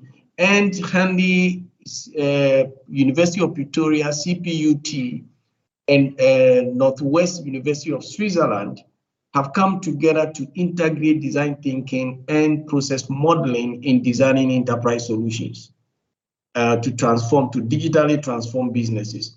And so we are with you, and we thank you for sharing your experience with us. And so, colleagues, at this juncture, I would like us to break into... Prof. Michael, I just want to say thank you very much for the opportunity and to challenge our delegates to use the designerly lens, where you look at a problem as a challenge and come up with solutions. Thank you very much, and all the best. You're welcome. Thank you for your time as well. And you will hear from me very soon behind the scenes. Please don't forget to email me your physical address, because we need to courier something to you for your time spent with us and on this conference, so that you will always remember ICBD 2021 virtual conference. Thank you. Thank you. All right. Colleagues, can we now break into our various track sessions, which starts in the next minute? Room 1, you have the link. Room 2, you also have the link. And room 3, you have the link. And also go to the YouTube and download the presentation that has been given by Professor Mungindi. And we thank you all for listening to him at this time. And let's go into our sections and do our presentation. Thank you very much.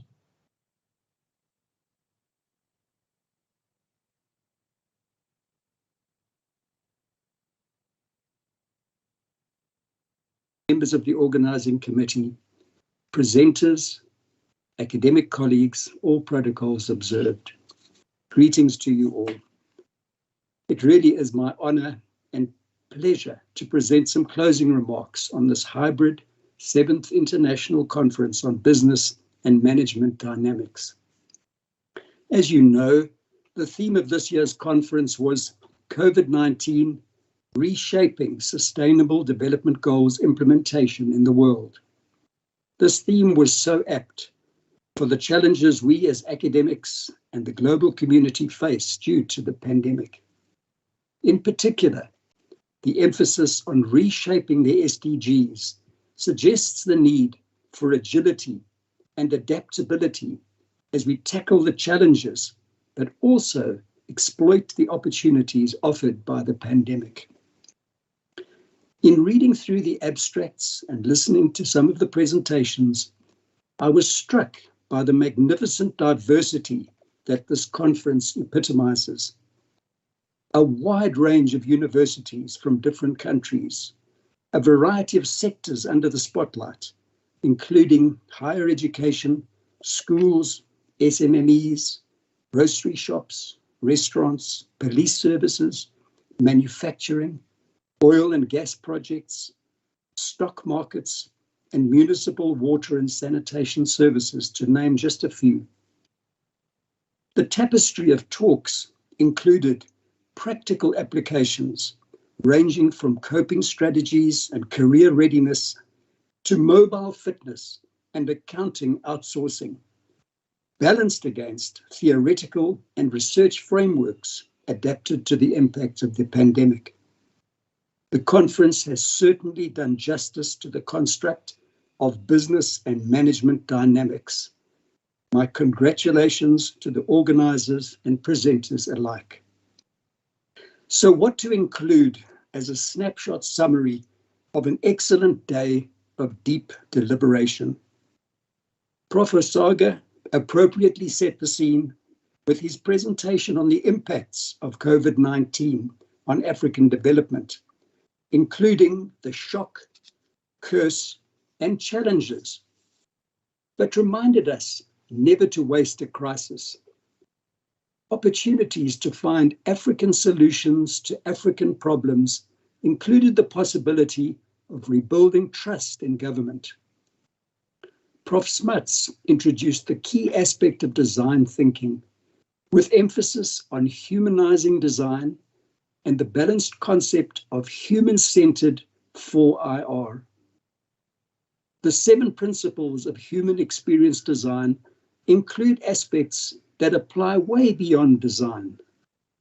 Society 5.0 aspects such as always building in ethics, reducing complexity, and embracing diversity can be applied in several of the problem scenarios discussed in the presentations and have the potential to contribute to the SDGs.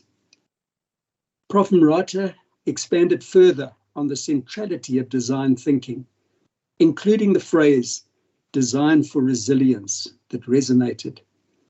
Against the backdrop of the well-known megatrends of shifting economic power, climate change, demographic shifts, and rapid urbanization, he made a strong case for transdisciplinarity, dialogical communication, civic literacy, and collaboration, requiring different skills of empathy, creativity, critical thinking, resilience, and multiple intelligences to tackle what he beautifully termed surmountable challenges.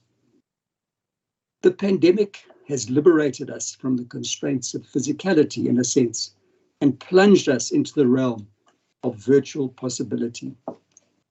His case study from Cape Town illustrated the design principle that solutions emanate from communities. To conclude, this conference represents a microcosm of the principles of Society 5.0 and design thinking. We have had the privilege of immersing ourselves in the thinking of diverse presenters on a vast array of challenges, purely held in a virtual platform. The challenge to each of us is to infuse and share this mindset and these principles in our various workspaces, becoming the change that we would like to see in our organizations. Thank you very much indeed. Thank you very much, Professor Brian, for your closing remarks. It summarizes almost everything we've been through since morning. And if there is anyone among us who missed even the morning sections and even the afternoon one, after downloading the program or the closing session from YouTube, we'll give him a glimpse of what transpired during the course of the conference. And I'm so grateful that we have been able to summarize in few words of this conference. Thank you very much for your support, and may you accept our gratitude for your university for hosting this year's conference, or co-hosting this year's conference with CPUT, and it has been a wonderful time, and we are all grateful to meet you, and maybe next year we may find opportunity to meet you in person. Thank you for your remarks. We now have the vote of thanks, and unfortunately we couldn't have the Deputy Vice Chancellor Research, Innovation, Technology and Partnership at Cape Peninsula University of Technology with us this evening because he took leave and has so many things to be able to do, so he wasn't present with us.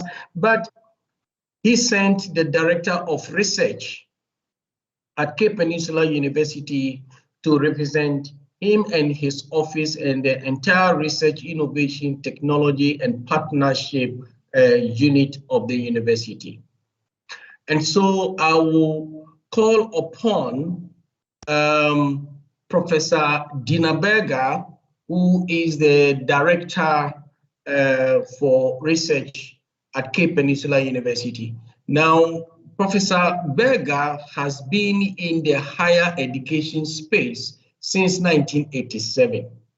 And just as Professor Brown said, it makes you look like she's very old, but she's as young as any woman you can see on the streets of Cape Town. And he had done this in both public and private sectors of higher education and nationally and internationally. Professor Dina Berger has extensive experience and expertise at middle, senior, and executive management level in higher education nationally and internationally. She has a well-known track record of steering universities in which she has worked, from low levels of teaching programs to a diversity of programs at all levels, and has significantly changed the research profiles and productivity of the institutions that she has worked for. Professor Dina Berger has vast experience and successful track record in developing new qualifications from undergraduate levels to postgraduate levels, and even successfully introduced new areas of study such as diversity management that has never existed in South Africa, and for the first time to be presented at universities. From research perspective, she has published articles in journals as well as chapters in books, delivered several national and international papers, undertook various commissions research projects that contributed to government policies and strategies. Professor Berger has made significant contribution, firstly as a deputy program manager and acting director of large academic school, a head of department of management, a director of research and an acting dean of research, a deputy pro-vice chancellor research at Monash, South Africa, a campus of Monash University of Australia, and currently for the past 4 years and 6 months, he is the director research of Cape Peninsula University of Technology. Professor Berger, you are welcome, and over to you to give us the vote of thanks. Good afternoon, colleagues, and let me say it is a great privilege for me to, on behalf of Dr. David Pau, present the vote of thanks to this conference. So I would like to acknowledge in the first place Professor Paul Green, who's the chairperson of this 7th International Conference with the theme COVID-19, Reshaping Sustainable Development Goals, Implementation in the World. Professor Green, your unwavering support to this conference and your leadership is really very much appreciated. So thank you very much for that. I'm always grateful if I can have an opportunity to thank a very senior colleague, such as Dr. Michael Tumdako, who has been involved in this conference, as you all know, for many years. And we owe him gratitude that I think surpasses the size of Table Mountain here in Cape Town. So thank you very much indeed for the excellent work that you've done in relation to, again, this year's conference. Then I would also like to thank the organizing team. There are many people behind the scenes that makes the conference the success that we have experienced today. They are the people that work very late in the evenings, over weekends, and the night prior to the launch of a conference. I know that they are there to support their leaders. So thank you to each and every person that has done so. I also would like to thank, in the first place, Professor S.M. Mutula for his welcome address. It is very much appreciated. Then our guest speaker, the Reverend Professor Igosha Osai. Thank you very much. We really enjoyed your talk. Then I would like to congratulate Professor Hanley Smith. I was very pleased to see that the human is centered to all of this, because I think it is important.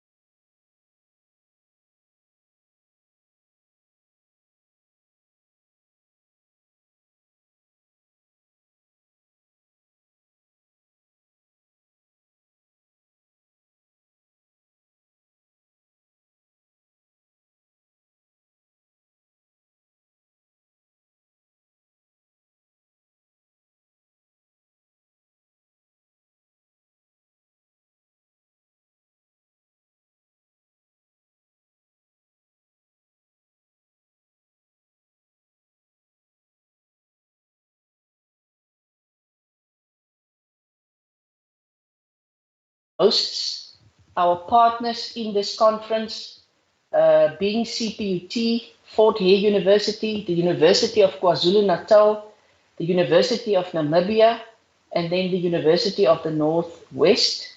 I hope I did not leave any university out at this stage. But interestingly enough, I have, with great interest, read the Times Higher Education list of highest ranking universities in the world. And then, of course, when you come to South Africa, the co-host of this university has got at least 2 universities that's in the top 10, and 1 university that is now in the top 5 that we are having a partnership with when it comes to hosting this conference. So we are keeping ourselves busy with the best. We are keeping ourselves busy.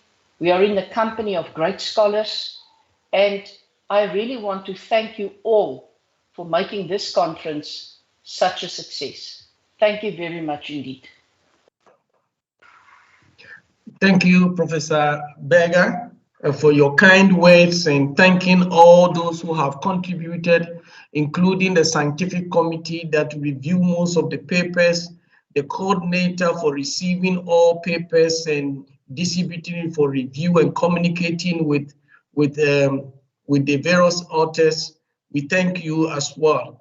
And in response to Professor Brian's closing remarks and Professor Dina Berger's vote of thanks, can all of you switch on your camera so that the technical teams can also get a glimpse of you and take a picture. May you all switch on your cameras, please. We are 50 here now. I want to see 50 faces.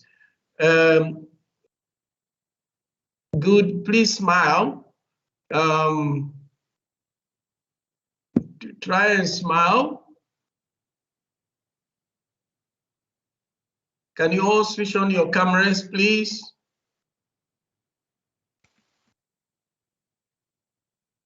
Maybe some have decided not to switch on the cameras.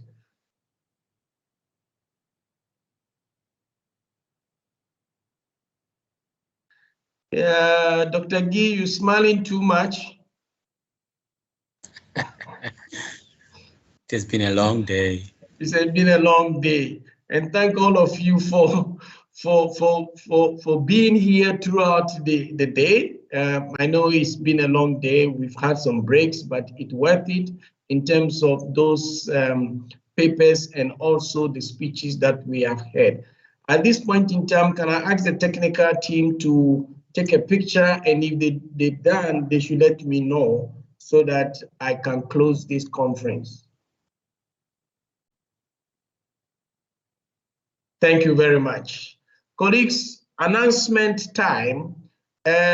We have finished the 2021 conference, and most of the papers that are found to be quality and the authors have paid for will be published, and it will soon be out, and the desire is to have the conference proceedings published as a book. So each and every paper will become a chapter in the book, and it's likely to come out before Christmas or early January, so that you can submit it for DHET subsidy. And I will push the publishers to make sure that this happens so that we can all submit. It was a bit late this year, last year, so we will try and then make it a bit faster this year. Having said that, we've been rotating this conference. If it had not been the pandemic, we would have been in Durban. And last 2019, we were in Namibia. In 2020, we should have been in Cape Town, but we ended up doing it virtual. In 2022, 2021 is in Durban. 2022 is going to Forte, and Forte University will be co-hosting us. And therefore, if we don't have pandemic next year, around September, they will be hosting it in person in maybe East London or any of their campuses. But like I said in the morning, if they can take us to a very nice resort, it will serve as holiday for many of us who have been working so hard during the year and needs a break. And usually we make provisions for spouses and children. And so if we have to do it physically or in person, we will still make the provision for that, where we negotiate with the hotels to give us a discount so that it becomes affordable for people who will be there with their families. And there's always one day extra where people tour the environment. So we're hoping that the pandemic will be over very soon so that we can see each other once again. So for Ter and Professor Oni, the baton has been given to you, and you start making the necessary preparation. The title for next year or the theme for next year and its background needs to be sent out before Christmas, so that people can start preparing their papers for next year. And I thank all those who presented papers this time, that please continue to support this conference. We need more papers next year, quality papers next year. Tell your friends, colleagues to participate in this program. And we are also looking for more international universities to join us. And I think University of Bratislava came in a bit late, and therefore we are hoping that they will confirm their co-hosting, because 2020 they should have hosted us, but because of the pandemic it didn't happen.